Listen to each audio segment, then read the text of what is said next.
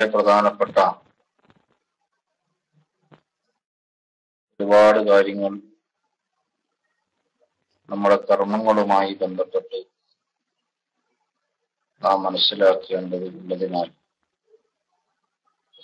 ഏതാനും ചില കാര്യങ്ങൾ മാത്രം ഇൻഷാ അല്ലാഹ് ഇന്ന് ഞാൻ പറഞ്ഞ് അവസാനിപ്പിക്കും.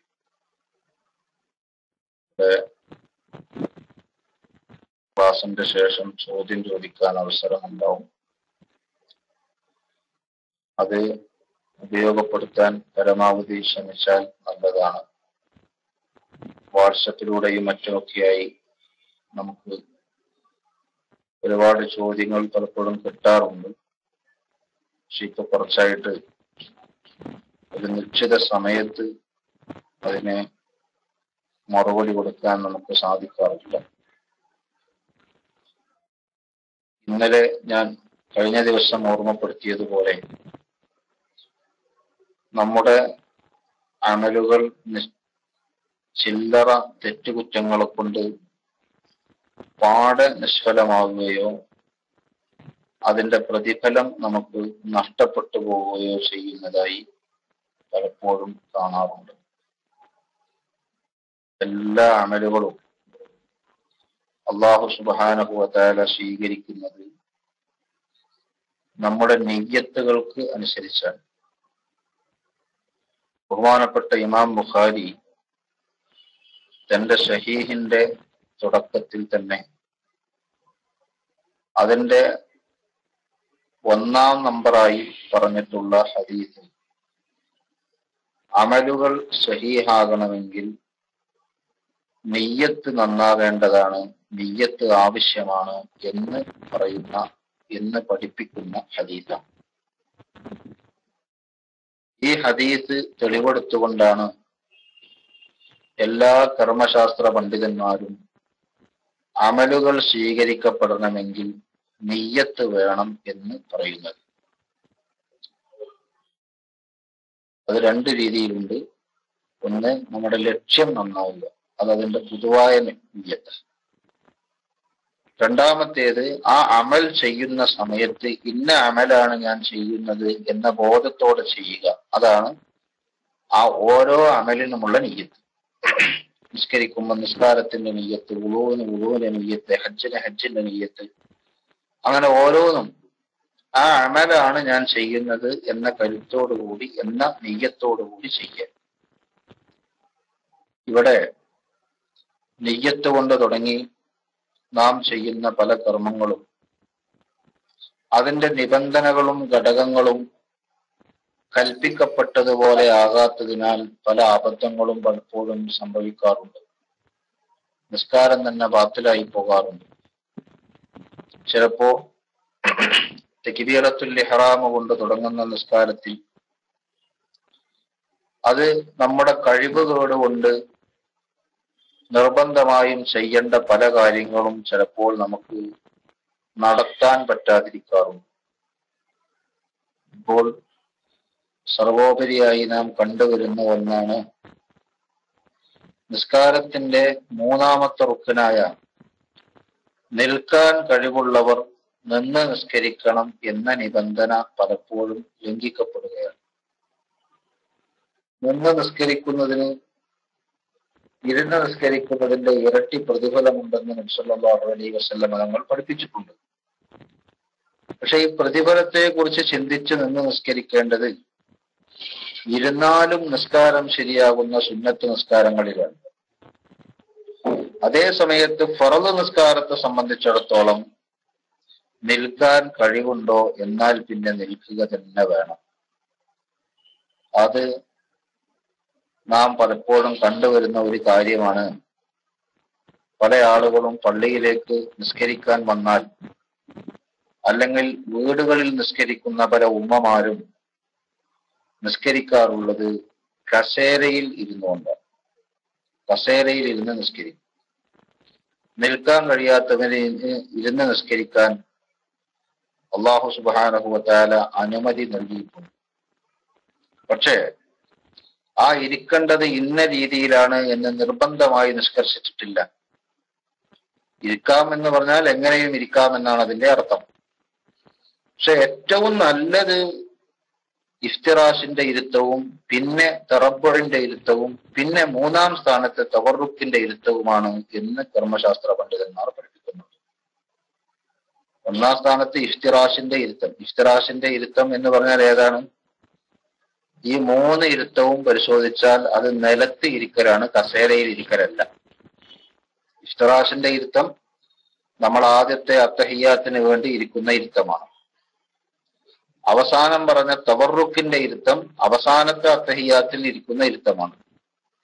അത് രണ്ടിന്റെയും ഇടയിൽ പറഞ്ഞ തറബ്ബുഇന്റെ ഇരുത്തം, അത് ചിലപ്പോ ചില ആളുകളൊക്കെ ചോറ് കഴിക്കാനൊക്കെ ഇരിക്കുന്ന ഒരു ഇരുത്താണ്. ചോറ് കഴിക്കാനിരിക്കലും ഭക്ഷണം കഴിക്കാനിരിക്കുന്നതിന്റെ സുന്നത്തായ ഇരുത്തം വേറൊന്നുണ്ട്, അതിനെ കുറിച്ചല്ല ഞാൻ പറയുന്നത്. പിന്നെ ഒന്ന് ചിലപ്പോ നമുക്കൊന്ന് ഒതുങ്ങി അടങ്ങി ഇരിക്കണമെങ്കിൽ ചിലപ്പോ തവറപ്പുഴന്റെ ഇരുത്തം ഇരിക്കേണ്ടി വരും. ചമ്രം പടഞ്ഞിരിക്കുക എന്നൊക്കെ നമ്മുടെ നാട്ടിൽ ഇതിനെ കുറിച്ച് പറയാറുണ്ട്, അല്ലെ? ആ ഇരുത്തം എല്ലാവർക്കും അറിയാം. അപ്പൊ ഈ ഇരുത്തത്തിനാണ് രണ്ടാം സ്ഥാനം പറയുന്നത്. ഫിഖിന്റെ കിതാബുകൾ നോക്കിയാൽ അത് കാണാം. ഇവിടെ ഞാൻ പറഞ്ഞത് ഈ മൂന്ന് ഇരുത്തവും നിലത്തിരിക്കല. ഈ മൂന്ന് ഇരുത്തവും നിലത്തിരിക്കല. അതേ സ്ഥാനത്ത് കസേരയിൽ ഇരിക്കുന്നതിനെ കുറിച്ച് നാം ചർച്ച ചെയ്യുമ്പോൾ അതും ഇരുത്തമാണ്. അപ്പൊ ഇരുന്ന് നിസ്കരിക്കുക എന്നതിന്റെ പരിധിയിൽ കസേരയിൽ ഇരുന്ന് നിസ്കരിക്കലും വരും. പക്ഷേ അവിടെ ശ്രദ്ധിക്കേണ്ട കുറെ കാര്യങ്ങളുണ്ട്. അതിലൊന്ന്, ആർക്കാണ് ഇരിക്കാൻ അനുമതിയുള്ളത്? ഫർദ് നിസ്കാരത്തിൽ ഇരിക്കാൻ അനുവദിക്കപ്പെട്ടത് ആരെയാണ്? അതിന്റെ ഉത്തരം കണ്ടെത്തുമ്പോഴാണ് ഇന്ന് കസേരയിൽ ഇരിക്കുന്ന പല ആളുകളും ഇരിക്കാൻ അർഹതപ്പെട്ടവരല്ല എന്ന് നമുക്ക് മനസ്സിലാകുക. കാരണം ചില ആളുകൾ കസേര ഉപയോഗിക്കുന്നത് എന്തിനാണെന്നറിയോ? അവർക്ക് നിന്ന് നിസ്കരിച്ച് റുക്കൂയിലും സുജൂദിലൊക്കെ പോയി കഴിഞ്ഞാൽ പിന്നെ ആ സുജൂദിൽ പോയ സ്ഥലത്തുനിന്ന് രണ്ടാമത്തെ റക്അത്തിലേക്ക് ഉയർന്നു വരാനുള്ള ശേഷിയില്ല. അപ്പോൾ പിന്നെ ഒരു സാധാരണ സുജൂദും റുക്കൂവും അസാധ്യമാണ് എന്ന് വെച്ചുകൊണ്ട് ആ ഒരു ബുദ്ധിമുട്ട് ഒഴിവാക്കാൻ നേരത്തെ തന്നെ കസേരയിൽ ഇരിക്കുന്ന ചില ആളുകൾ നേരത്തെ തന്നെ കസേരയിൽ ഇരിക്കും. എന്തിനാണ് ഈ നേരത്തെ കസേരയിൽ ഇരിക്കുന്നത്? ചില ബുദ്ധിമുട്ട് ഒഴിവാക്കാനാണ്. എന്താ ബുദ്ധിമുട്ട്? അടുത്ത റക്അത്തിലേക്ക് റുക്കൂയിലേക്കും സുജൂദിലേക്കും പോയി കഴിഞ്ഞാൽ പിന്നെ രണ്ടാമത് അവിടുന്ന് എഴുന്നേറ്റ് വന്ന് അടുത്ത റക്അത്തിലേക്ക് എഴുന്നേറ്റ് വന്ന് നിൽക്കാൻ കഴിയില്ല. അപ്പൊ ആ ബുദ്ധിമുട്ട് ഒഴിവാക്കാൻ വേണ്ടി റുക്കൂയിലും സുജൂദിലൊന്നും പോയിട്ടില്ലെങ്കിൽ പിന്നെ കസേരന്നും നീച്ചാൽ മതിയല്ലോ എന്നൊരു തോന്നല് ചില ആളുകൾക്കുള്ളത് കൊണ്ട് അവര് കസേര ഇട്ടുകൊണ്ട് നിസ്കരിക്കുന്നതായി നമ്മൾ കാണാറുണ്ട്. സത്യത്തിൽ ഇത് ശരിയല്ല. നിസ്കാരത്തിന്റെ ഖിയാം വാജിബാണ് എന്ന് മാത്രമല്ല, അവിടെ കർമ്മശാസ്ത്ര പണ്ഡിതന്മാർ ഖിയാമിന്റെ പ്രാധാന്യം പറയുന്നിടത്ത് ഖൂമൂ ലില്ലാഹി ഖാനിതീൻ, നിങ്ങൾ അള്ളാഹുവിന് നിന്ന് നിസ്കരിക്കണമെന്ന് പരിശുദ്ധ ഖുർആൻ പഠിപ്പിക്കുകയാണ്. അതുകൊണ്ട് തന്നെ ഖിയാം വാജിബാണ്, ഫർള. ആ ഖിയാമിന്റെ പ്രാധാന്യം ബോധ്യപ്പെടുത്താൻ വേണ്ടി ഇസ്ലാമിക പണ്ഡിതന്മാർ നമുക്ക് പറഞ്ഞു തരുന്നത്, ഒരാൾക്ക് സ്വമേധയാ നിൽക്കാൻ വയ്യ, സ്വന്തം നിൽക്കാൻ വയ്യ, എന്നാലോ അയാൾക്ക് പിടിച്ചു നിർത്താൻ പറ്റിയ ഒരാളുണ്ട്. അത് കൂലി കൊടുത്തിട്ട് നിർത്താൻ പറ്റിയ ആളാണെങ്കിലും അതിന് കഴിവുള്ള ഒരാൾക്ക് അങ്ങനെ ഒരാളെ നിർത്തിയിട്ട് നിസ്കാരത്തിൽ നിൽക്കാൻ വേണ്ടി ശ്രമിക്കുക. രണ്ടാമത്തേത്, ചുമരിന്റെ സമീപത്ത് ആ ചുമരും ചാരി നിന്നാൽ അയാൾക്ക് നിൽക്കാൻ പറ്റും.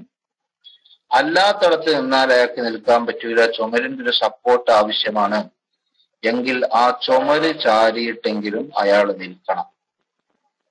ഇത്രയും ശക്തമായി പറഞ്ഞതാണ് നിസ്കാരത്തിലെ ഖിയാം. അതിന് സാധിക്കുന്നില്ലെങ്കിലാണ് ഇരിക്കുക. അപ്പൊ ചിലപ്പോ നിന്ന് നിസ്കരിച്ചാൽ അല്പം കഴിഞ്ഞാൽ അയാൾക്ക് തലകറക്കമുണ്ടാകാൻ സാധ്യതയുണ്ട്. ക്ഷീണം വന്ന് നിൽക്കാൻ പറ്റാത്ത പ്രശ്നം വരാറുണ്ട്. എന്നാൽ അത് വരുന്ന സമയത്ത് ഇരുന്നാൽ മതി. രണ്ടാമത്തെ റക്അത്തിൽ നിൽക്കാൻ കഴിയില്ല എന്ന കാരണം കൊണ്ട് ഒന്നാമത്തെ റക്അത്തിൽ തന്നെ എന്താക്കേണ്ടതില്ല, നമ്മൾ കസേരയിൽ ഇരിക്കേണ്ടതില്ല. ഒന്നാമത്തെ റക്അത്ത് എഴുന്നേറ്റ് നിന്ന് ശരിക്ക് നിസ്കരിക്കുക, റുക്കൂഉം സുജൂദൊക്കെ ശരിക്ക് ചെയ്യുക. സുജൂദ് കഴിഞ്ഞ് രണ്ടാമത്തെ റക്അത്തിലേക്ക് പോരാൻ കഴിയുന്നില്ലെങ്കിൽ ഇപ്പോഴാണ് അയാൾ ആജിസ്, ഇപ്പോഴാണ് അയാൾ അശക്തൻ. അതുകൊണ്ട് അടുത്ത റക്അത്ത് അയാൾക്ക് ഇരുന്ന് നിസ്കരിക്കാം.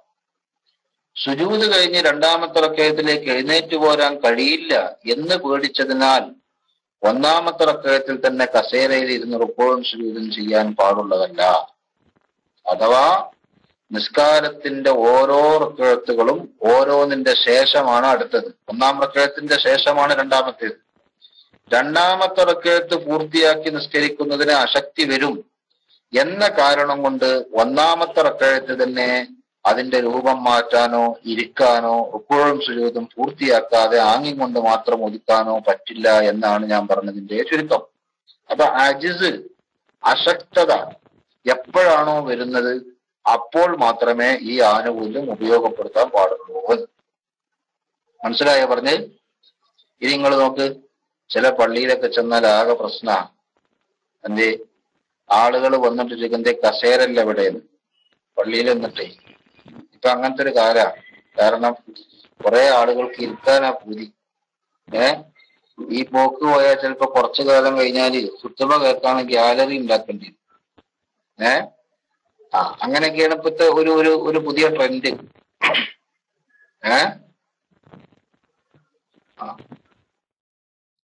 ഇവിടെ നമ്മളൊരു കാര്യം മനസ്സിലാക്കുക. നമ്മള് നിസ്കാരത്തില് കസേരയിൽ ഇരുന്ന് നിസ്കരിക്കുന്ന ആളുകൾ പല പള്ളികളിലും ഒരു ഒരു പ്രശ്നമാണ്. അത് പ്രശ്നം എന്ന് പറഞ്ഞാൽ ഓരെ കുറ്റപ്പെടുത്തി പറയല്ല. ചില ആളുകൾക്ക് നിൽക്കാൻ കഴിയില്ല, ഇരിക്കന്നെ വേണ്ടി വരും. അവർ ഇരിക്കാൻ പാടില്ല എന്ന് ആർക്കും പറയാൻ വയ്യ. അതെങ്ങനെയും ഇരിക്കാം, അവർക്ക് കഴിയുന്നത് പോലെ ഇരിക്കാം, അതിന് വിരോധമല്ല. പക്ഷേ അശക്തത ഉണ്ടെങ്കിലേ എന്താവൂ, ഇരിക്കാവൂ. അജിസ് ഉണ്ടെങ്കിലേ ഇരിക്കാവൂ. നിൽക്കാൻ സാധിക്കുന്നിടത്തോളം നിന്നുകൊണ്ട് തന്നെ നിസ്കരിക്കണം. എന്നാൽ ഇവിടെ രണ്ട് രീതിയിൽ കസേര ഉപയോഗിക്കുന്ന ആളുകളുണ്ട്. ഒന്ന്, ചില ആൾക്കാർ വണ്ടിയിൽ വന്നിറങ്ങും പള്ളിന്റെ മുറ്റത്ത്, നടന്ന് തന്നെ പള്ളിക്കൊക്കെ കയറും, എന്നിട്ട് അവർ കസേരയിൽ ഇരുന്നിട്ട് നിസ്കരിക്കും. ഇത് തീർച്ചയായും നിന്ന് നിസ്കരിക്കാൻ കഴിയാത്തവൻ എന്ന് അയാളെ കുറിച്ച് പറയാൻ നിവർത്തിയില്ല.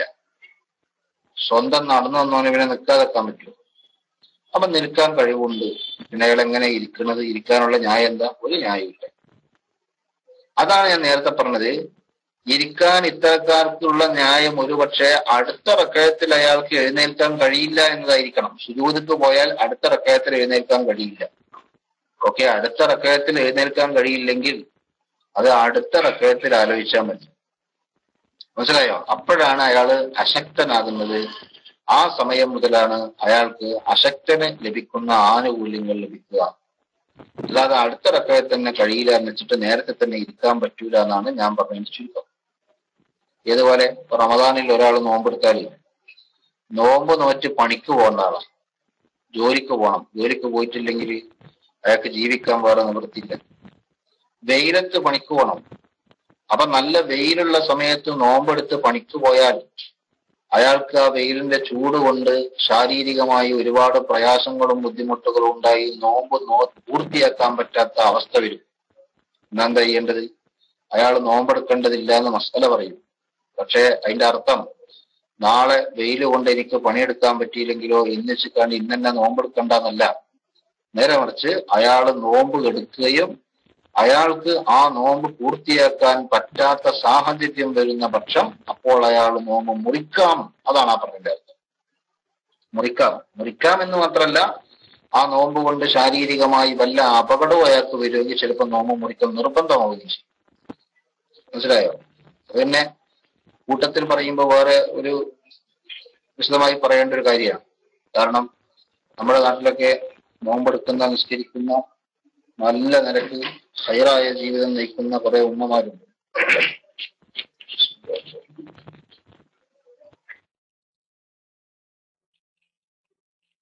പക്ഷെ ഇവിടെ എപ്പോഴും കാണുന്ന ഒരു കാര്യം എന്താണെന്ന് വെച്ചാല്, അങ്ങനെ നോമ്പെടുത്ത ഒരാൾക്ക് റമദാൻ മാസത്തില് വൈകുന്നേരം ആകുന്നതിന്റെ മുമ്പ്, നോമ്പ് തുറക്കാൻ സമയമാകുന്നതിന്റെ മുമ്പ്, അതെപ്പോഴോ ആയിക്കോട്ടെ, അയാൾക്ക് വല്ല അസുഖവും വന്നു, രോഗം മൂർച്ഛിച്ചു, വാർദ്ധക്യ സഹജമായ പ്രശ്നങ്ങളുണ്ടായി, പ്രഷർ കുറഞ്ഞു, അല്ലെങ്കിൽ ഷുഗർ കുറഞ്ഞു, ഇങ്ങനെയൊക്കെയുള്ള സാഹചര്യം ഉണ്ടായിട്ട് അപകടകരമായ അവസ്ഥ വരുമ്പോൾ അദ്ദേഹത്തിനോട്, ഷുഗർ കുറഞ്ഞ ആളോട് പഞ്ചസാര കഴിക്കാൻ പറയും, പ്രഷർ കുറഞ്ഞ ആളോട് ഉപ്പ് കഴിക്കാൻ പറയും. പക്ഷെ ഈ പഞ്ചസാരയും ഉപ്പും ഒക്കെ കഴിച്ചാൽ നോമ്പ് മുറിയല്ലോ.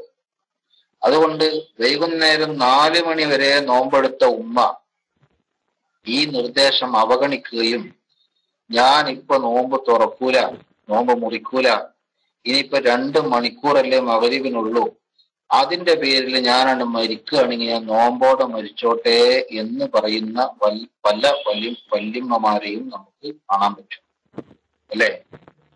എനിക്ക് തോന്നുന്നത് മിക്കവാറും നമ്മളെ വല്യമാർ അങ്ങനെയാണ് എന്നാ. നോമ്പ് മുറിക്കൂല അങ്ങനെ പറയാ. പക്ഷെ ഇവിടെ അണ്ടർലൈൻ ചെയ്ത് മനസ്സിലാക്കേണ്ട ഒരു സംഗതി ഉണ്ട്. അതെന്താ? മഹാന്മാര് അവരുടെ കിതാബുകളിൽ, കർമ്മശാസ്ത്ര ഗ്രന്ഥങ്ങളിൽ നോമ്പിന്റെ വിധിവിലക്കുകളും അതിന്റെ നിയമങ്ങളും വിശദമാക്കുന്നതിന്റെ കൂട്ടത്തിൽ പറഞ്ഞു, ശരീരത്തിന് എന്തെങ്കിലും ബുദ്ധിമുട്ട് നേരിട്ട് അയാൾക്ക് അപകടം സംഭവിക്കുമെന്ന അവസ്ഥ എത്തിയാൽ നോമ്പ് തുറന്നെങ്കിലേ, ഈ നോമ്പ് മുറിച്ചെങ്കിലേ ആ അവസ്ഥയിൽ നിന്ന് അയാൾ രക്ഷപ്പെടൂ എന്നത് കണ്ടാൽ അവിടെ നോമ്പ് മുറിക്കൽ നിർബന്ധമാണ്. മുറിച്ചോളണം. മുറിക്കാതെ നമ്മൾ പറയുന്നത്, അല്ല ഇനിയിപ്പോ വൈകുന്നേരമായില്ലേ, ഇങ്ങനെ മരിക്കുകയാണ്, ഞാൻ നോമ്പോടെ മരിച്ചോട്ടെ എന്ന് പറയും. അങ്ങനെ പറയുന്നവരോട് കർമ്മശാസ്ത്ര പണ്ഡിതന്മാർ പറയുന്നത്, ഈ ഒരു സാഹചര്യം നിങ്ങൾക്ക് വന്നാൽ നോമ്പ് മുറിക്കണം എന്നാണ് അള്ളാഹുവിന്റെ നിയമം. ആ നിയമത്തെ അവഗണിച്ചുകൊണ്ട് പിന്നെയും നിങ്ങൾ നോമ്പുമായി മുന്നോട്ട് പോയിട്ട് നിങ്ങൾ അതിൽ മരിച്ചു എന്നിരിക്കട്ടെ, എന്നാൽ മാത്ത ആഷിയൻ, അള്ളാഹുവിന്റെ കൽപ്പനയെ അവഗണിച്ചവനായി, അള്ളാഹുവിന്റെ കൽപ്പനയ്ക്ക് വിരുദ്ധം പ്രവർത്തിച്ചവനായിട്ടാണ് അയാൾ മരിക്കുക എന്ന് വളരെ വ്യക്തമായി കർമ്മശാസ്ത്ര പണ്ഡിതന്മാർ പറയുന്നു. അപ്പൊ നോമ്പേറിനായി മരിക്കണം എന്നുള്ള പൂതി, ആ പൂതി ഈ പറഞ്ഞ രീതിയിലാണെങ്കിൽ അത് വെളുക്കാൻ തേച്ചത് പാണ്ടാകുകയാണ് ചെയ്യാന്നാണ് പറയുന്നതിന്റെ അർത്ഥം. ഇത് പറയുമ്പോ ചില ഉമ്മമാരൊക്കെ അങ്ങനെ ചിന്തിക്കാൻ ചില കാരണങ്ങളുണ്ട്, അത് നമ്മൾ മനസ്സിലാക്കണം. ചില ഉമ്മമാരൊക്കെ എന്നാ എനിക്ക് നോമ്പോടാണ്ട് മരിച്ചോട്ടെ എന്ന് ചിന്തിക്കാൻ ചില കാരണങ്ങളുണ്ട്. അതെന്താ അതിന്റെ കാരണം? അത് പലപ്പോഴും ചില വയല് കേട്ടിട്ടുണ്ടാകുന്നതാ. വയല് കേൾക്കുമ്പോ ചിലപ്പോ ചില വയലുകളിലൊന്നും കർമ്മശാസ്ത്ര നിയമങ്ങൾ പറയുക എന്നത് ചില വയലിന്റെ ലക്ഷ്യങ്ങളായിരിക്കില്ല. ചിലപ്പോ ആളുകൾക്ക് ഇബാദത്തുകളോട് റഹബത്ത് ഉണ്ടാക്കുക, നല്ല നല്ല കാര്യങ്ങളോട് താല്പര്യമുണ്ടാക്കുക എന്നതായിരിക്കും ചില വയലിന്റെ ലക്ഷ്യം. അപ്പൊ അങ്ങനെയുള്ള സാഹചര്യത്തിൽ വയല് പറയുമ്പോ ഫിഖ്ഹിന്റെ എല്ലാ മസലയും കൂടി ഉണ്ടായിക്കൊള്ളുന്നില്ല. അപ്പൊ പറയുന്ന ചില കാര്യങ്ങളിൽ നിന്ന് നമ്മുടെ ഉമ്മമാർ ചിലത് ഒരു തെറ്റിദ്ധാരണ, ഉമ്മമാരിൽ ചിലർക്കൊരു തെറ്റിദ്ധാരണ ഉണ്ടായതാണ് ഇത്തരം ചിന്തക്ക് കാരണമെന്ന് പലപ്പോഴും തോന്നിയിട്ടുണ്ട്. അതെന്താ? ബഹുമാനപ്പെട്ട നഫീസത്തുൽ മിസ്രിയ റളിയല്ലാഹു അൻഹയുടെ സംഭവം പറയും. നഫീസത്തുൽ മിസ്രിയ റളിയല്ലാഹു അൻഹ നോമ്പുകാരിയായിട്ടാണ് മരിച്ചത് എന്ന് പറയും. നോമ്പ് സമയത്ത് ശാരീരികമായി ബുദ്ധിമുട്ടും വിഷമമൊക്കെ അനുഭവിച്ചപ്പോ, വലിയ പ്രയാസം ഉണ്ടായപ്പോ നോമ്പ് മുറിക്കാൻ വേണ്ടി ആവശ്യപ്പെട്ടപ്പോഴും നഫീസത്ത് മിസ്രിയ റളിയല്ലാഹു അൻഹ പറഞ്ഞത്, ഞാൻ കുറെ കാലമായി നോമ്പുകാരിയായി എന്റെ റബ്ബിനെ കണ്ടുമുട്ടണമെന്ന് ആഗ്രഹിക്കുന്നു, അതിന് നിങ്ങൾ തടസ്സം നിൽക്കുകയാണോ എന്നാണ് തന്നോട് നോമ്പ് മുറിക്കാൻ ഉപദേശിച്ചവരോട് ബഹുമാനപ്പെട്ടവർ ചോദിച്ചത് എന്ന് നഫീസ ബീവിയുടെ ചരിത്രത്തിൽ കാണാം. ഇത് വഴലിൽ കേട്ട അല്ലെങ്കിൽ പുസ്തകങ്ങളിൽ നിന്ന് വായിച്ച നമ്മുടെ ഉമ്മമാർ തെറ്റിദ്ധരിക്കുകയാണ്. നമുക്കും അങ്ങനെ തന്നെയാണ്. നോമ്പ് തുറക്കണ നേരത്ത് അതിന് മുമ്പ് നോമ്പുകാരായി ക്ഷീണമോ വിഷമോ ഒക്കെ വന്ന് നോമ്പ് മുറിക്കാതെ നമ്മൾ മരിക്കണൊരവസ്ഥ വന്നാൽ ആ മരണം കൊണ്ട് അള്ളാഹുവിനെ നോമ്പുകാരിയായി കാണുക എന്ന നഫീസത്തുൽ മിസ്രിയ ആഗ്രഹിച്ച ആ ഒരു ഗുണം നമുക്കും കിട്ടുമെന്ന ചിന്തയാണ് നമ്മുടെ ഉമ്മമാരിൽ പലർക്കും. പക്ഷെ ഇത് അബദ്ധമാണ്. എന്താ അബദ്ധം? നിയമം ഞാൻ നേരത്തെ പറഞ്ഞു. നോമ്പ് മുറിച്ചില്ലെങ്കിൽ ശാരീരികമായി അപകടമുണ്ടാകും എന്ന സാഹചര്യം വന്നാൽ നോമ്പ് മുറിക്കൽ വാജിബാണ്. മുറിക്കാതെ മരിച്ചാൽ അയാള് കുറ്റക്കാരനാവും. അതേസമയത്ത് നഫീസത്തുൽ മിസ്രിയ റളിയല്ലാഹു അൻഹ എന്തുകൊണ്ട് നോമ്പ് മുറിച്ചില്ല? അവിടെ നമ്മൾ ആലോചിക്കണം. നഫീസത്തുൽ മിസ്രിയക്ക് അതൊക്കെ പറ്റും, നമ്മക്കത് പറ്റൂല എന്നാണ് എന്റെ ചുരുക്കം. മനസ്സിലായില്ലേ? നഫീസത്തുൽ മിസ്രിയക്ക് അതൊക്കെ പറ്റും. നഫീസ ബീവിക്കും മറിയം ബീവിക്കും അങ്ങനത്തെ കുറച്ച് അള്ളാഹു സുബ്ഹാനഹു വ തആല വലിയ സ്ഥാനം കൊടുത്ത കുറെ മഹാന്മാരും മഹദിമാരും ഉണ്ട്. അവർക്ക് അതൊക്കെ പറ്റും, നമുക്കത് പറ്റൂല. അത് പറയുമ്പോ പിന്നെ നമ്മൾ ചോദിക്കണം, എന്താ ഓലല്ലേ നമ്മൾ പിൻപറ്റേണ്ടത്? അവരെയല്ലേ നമ്മൾ പിൻപറ്റേണ്ടത് എന്നാണ്. അവരെ നമുക്ക് പിൻപറ്റാം, പക്ഷെ അത് ഒരു കാര്യത്തിൽ മാത്രം ആയാൽ പറ്റൂല. മനസ്സിലായോ? നാടൻ ഉദാഹരണം ഞാൻ പറഞ്ഞുതരാം. മെഡിക്കൽ കോളേജിൽ നമ്മൾ ചെന്നാല് അവിടെ കുറെ ഡോക്ടർമാരെ കാണാം. ഓലെ ഈ സ്റ്റെതസ്കോപ്പും പിന്നെ കഴുത്തിലിട്ട് അങ്ങനെ നടക്കുന്നു, അല്ലെ? ഒരുപാട് ഡോക്ടർമാരുണ്ട് സ്റ്റെതസ്കോപ്പും കഴുത്തിലിട്ട് അങ്ങനെ നടക്കുന്നു. അപ്പൊ നമ്മക്ക് വളരെ ഇഷ്ടപ്പെട്ട നല്ല നിപുണനായ ഒരു ഡോക്ടറെ കണ്ടപ്പോ അയാളെ മാതിരി ആകണമെന്ന് ആലോചിച്ചിട്ട് ഒരു സ്റ്റെതസ്കോപ്പും വാങ്ങി കഴുത്തിലിട്ടിട്ട് നമ്മളും നടന്ന അങ്ങനെ ഉണ്ടാവും. അപ്പൊ എന്തോടോ നീ ഇത് കഴുത്തിലിട്ട് കിട്ടണം? അല്ല, ഇതാ ഇവരൊക്കെ ഉണ്ടല്ലോ, ഞാൻ ഓല് ചെയ്യണത് പോലെയൊക്കെ ചെയ്യാണെന്ന് പറഞ്ഞാൽ എങ്ങനെ ഉണ്ടാവും? വിവരം അറിയും. എന്താ കാരണം? ഈ കഴുത്തിലിടുന്നിടത്ത് മാത്രം ഇത്തിബാ ഉണ്ടായാൽ പോരാ. അത് കഴുത്തിലിടണമെങ്കിൽ ഈ ഡോക്ടർ ഇത് കഴുത്തിലിടാനുള്ള അവസ്ഥയിലേക്ക് പാകപ്പെടാൻ വേണ്ടി കുറെ കടമ്പകൾ കടന്നു വന്നിട്ടുണ്ട്. അവിടെയും വേണം ഇത്തിബാഴ്. അവിടെ ഇത്തിബാഴ് ചെയ്തവൻക്കേ ഇവിടെ ഇത്തിബാഴ് പറ്റും. നിങ്ങൾക്ക് മനസ്സിലാവുണ്ടോ ഞാൻ പറഞ്ഞ ഉദാഹരണം? ഇപ്പൊ ചില ആൾക്കാർ, ഇത് വലിയൊരു അബദ്ധം സംഭവിക്കുന്ന മേഖലയാണിത്. പല മഹാന്മാര് ഇത്തിബാഴ് ചെയ്യാൻ പോകും. അതെന്താ? ഒരു 4 മൂതിരട്ട ഏതെങ്കിലും ഒരാളെ കണ്ടാല് അത് മഹാനാകട്ടെ അല്ലാതിരിക്കട്ടെ, ഇനി മഹാന്മാരിൽ തന്നെ അങ്ങനെ ആരെങ്കിലും ഉണ്ടെങ്കിൽ 2 മോതിരോ 3 മോതിരോ ഇട്ട ഒരാളെ കണ്ടാൽ മൂപ്പരൊക്കെ അങ്ങനെ ഇതെന്ന് പറഞ്ഞാണ്ട് ഇവനും ഇടാൻ നിൽക്കും. പക്ഷെ അവര് അങ്ങനെ ഒരു അവസ്ഥയിലേക്ക് എത്തുന്നതിന്റെ മുമ്പ് കടന്നു വന്ന കുറെ കടമ്പകളുണ്ട്. അവിടെയൊന്നും നമുക്ക് ഇത്തിബായില്ല. അവരിൽ നിന്ന് പ്രകടമാകുന്ന ചില കാര്യങ്ങളിൽ മാത്രം നമ്മൾ അവരെ ഇത്തിബായ് ചെയ്യണം. അതൊരിക്കലും ശരിയല്ല. അതിന് നല്ലൊരു ഉദാഹരണമാണ് ഞാൻ പറഞ്ഞത്. ഈ ഡോക്ടറെ നമ്മൾ ഇത്തിബായ് ചെയ്യുന്നത് സ്റ്റെതസ്കോപ്പ് കഴുത്തിലിടുന്നതിൽ മാത്രമാകാൻ പാടില്ല. അങ്ങനെ നമ്മൾ ഇത്തിബായ് ചെയ്തിട്ട് ഒരു സ്റ്റെതസ്കോപ്പും കഴുത്തിലിട്ട് മെഡിക്കൽ കോളേജിന്റെ വരാത്തെ കൂടി ഇങ്ങനെ നടന്നാലേ അപ്പുറത്ത് വേറെ ഒരു ടീമുണ്ട്, ഓല് വന്ന് പിടിച്ചാണ് കൊണ്ടുപോകും. അപ്പൊ എന്തേ കാര്യം? ഇത് കഴുത്തിലൊക്കെ ഇടാം, പക്ഷെ എന്ത് വേണം? അതിന്റെ മുന്നേ വേറെ കുറെ സംഗതികൾ ഇത്തിബായ് ചെയ്യാനുണ്ടായിരുന്നു. അതെന്താണത്? അതിന് നിശ്ചിത കോഴ്സൊക്കെ പഠിക്കണം. അവിടുന്ന് തുടങ്ങണം നിങ്ങളെ ഇത്തിബായ്. അവിടുന്ന് നിങ്ങൾ പിൻപറ്റാൻ തുടങ്ങണം. അവിടുന്ന് ഇവരുടെ മാതൃക സ്വീകരിച്ച് നിങ്ങൾ പിൻപറ്റി പോലെ വന്ന റൂട്ടിലൂടെ ഇങ്ങനെ വന്നിട്ട് ഇപ്പൊ അവരുടെ മർത്തബയിലേക്ക് നിങ്ങൾ എത്തിയാൽ അപ്പൊ നിങ്ങൾക്ക് സ്റ്റെതസ്കോപ്പ് കഴുത്തിലിടാം. മനസ്സിലായോ? പിന്നെ ഓരോ മർത്തബയിലെത്തിയ ആളുകൾ കാണിക്കുന്നത് കണ്ടിട്ട് അത് ഇപ്പൊ തന്നെ നമ്മൾ ഫോളോ ചെയ്യണം. അതേ സ്ഥാനത്ത് അവരാ കയറി വന്ന ആ റൂട്ടിനെ കുറിച്ച് നമ്മൾ പഠിക്കുകയോ അത് മനസ്സിലാക്കുകയോ അത് ഫോളോ ചെയ്യാൻ വേണ്ടി ശ്രമിക്കുകയോ ചെയ്യാത്ത അബദ്ധമാണ് ഇവിടെയൊക്കെ സംഭവിക്കുന്നത്.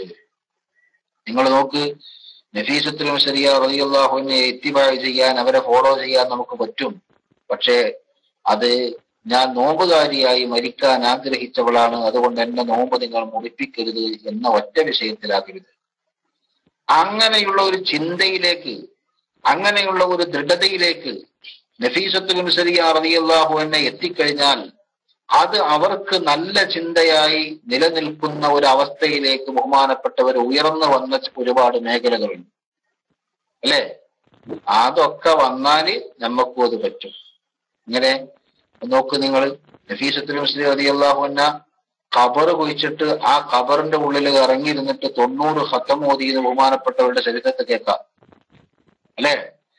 ഞാൻ ചോദിക്കട്ടെ, നമ്മളമ്മാര് ഖബറുള്ള നമ്മളെ നാട്ടിലെ പെണ്ണുങ്ങള് ഈ ഖബറുള്ള പള്ളിക്കാട് കണ്ട അവിടുന്ന് ഓടി തടി സലാമത്താം.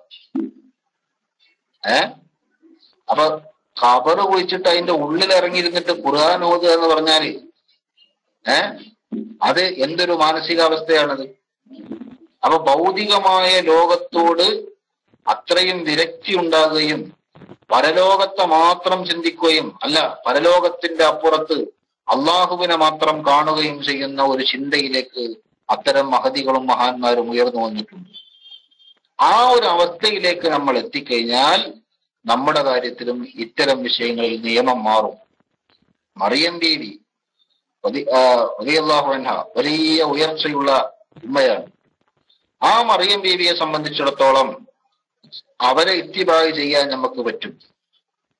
പക്ഷേ അവരെ ഇത്തിബാഅ് ചെയ്യാൻ നമുക്ക് സാധിക്കണമെങ്കിൽ അവര് എത്തിയ മർത്തബയിലേക്ക് നമ്മൾ എത്തണം. അപ്പോഴേ ഇത്തരം വിഷയങ്ങളിലുള്ള ഇത്തിബാഅ് സാധ്യമാവും. നിങ്ങൾ നോക്ക്, നമ്മളെ നാട്ടില് ഒരു പെണ്ണിന് പ്രസവ വേദന വന്നാൽ എന്താ ചെയ്യാറുള്ളത്? 3 ആളുള്ള പേരേന്ന് 300 ആളുള്ള ആസ്പത്രിക്ക് അങ്ങോട്ട് പോകരാ. മറിയം ബീവിക്ക് പ്രസവ വേദന വന്നപ്പോ സ്വന്തം വീട്ടിൽ നിന്ന് ആരുമില്ലാത്ത സ്ഥലത്തേക്ക് മാറിയിരിക്കുക. അതന്നെ വ്യത്യാസം. വ്യത്യാസം കണ്ടോ? അപ്പൊ പോണ നേരത്ത് ആരെന്നെ നോക്കും, ആരെന്നെ പരിചരിക്കും, ആരെന്നെ സഹായിക്കും, ആരെനിക്ക് ഭക്ഷണം കൊണ്ടുവരും, ആരെനിക്ക് വെള്ളം തരും, അങ്ങനെയുള്ള ഒരു ആകുലതയും മറിയം ബീവിക്കില്ല.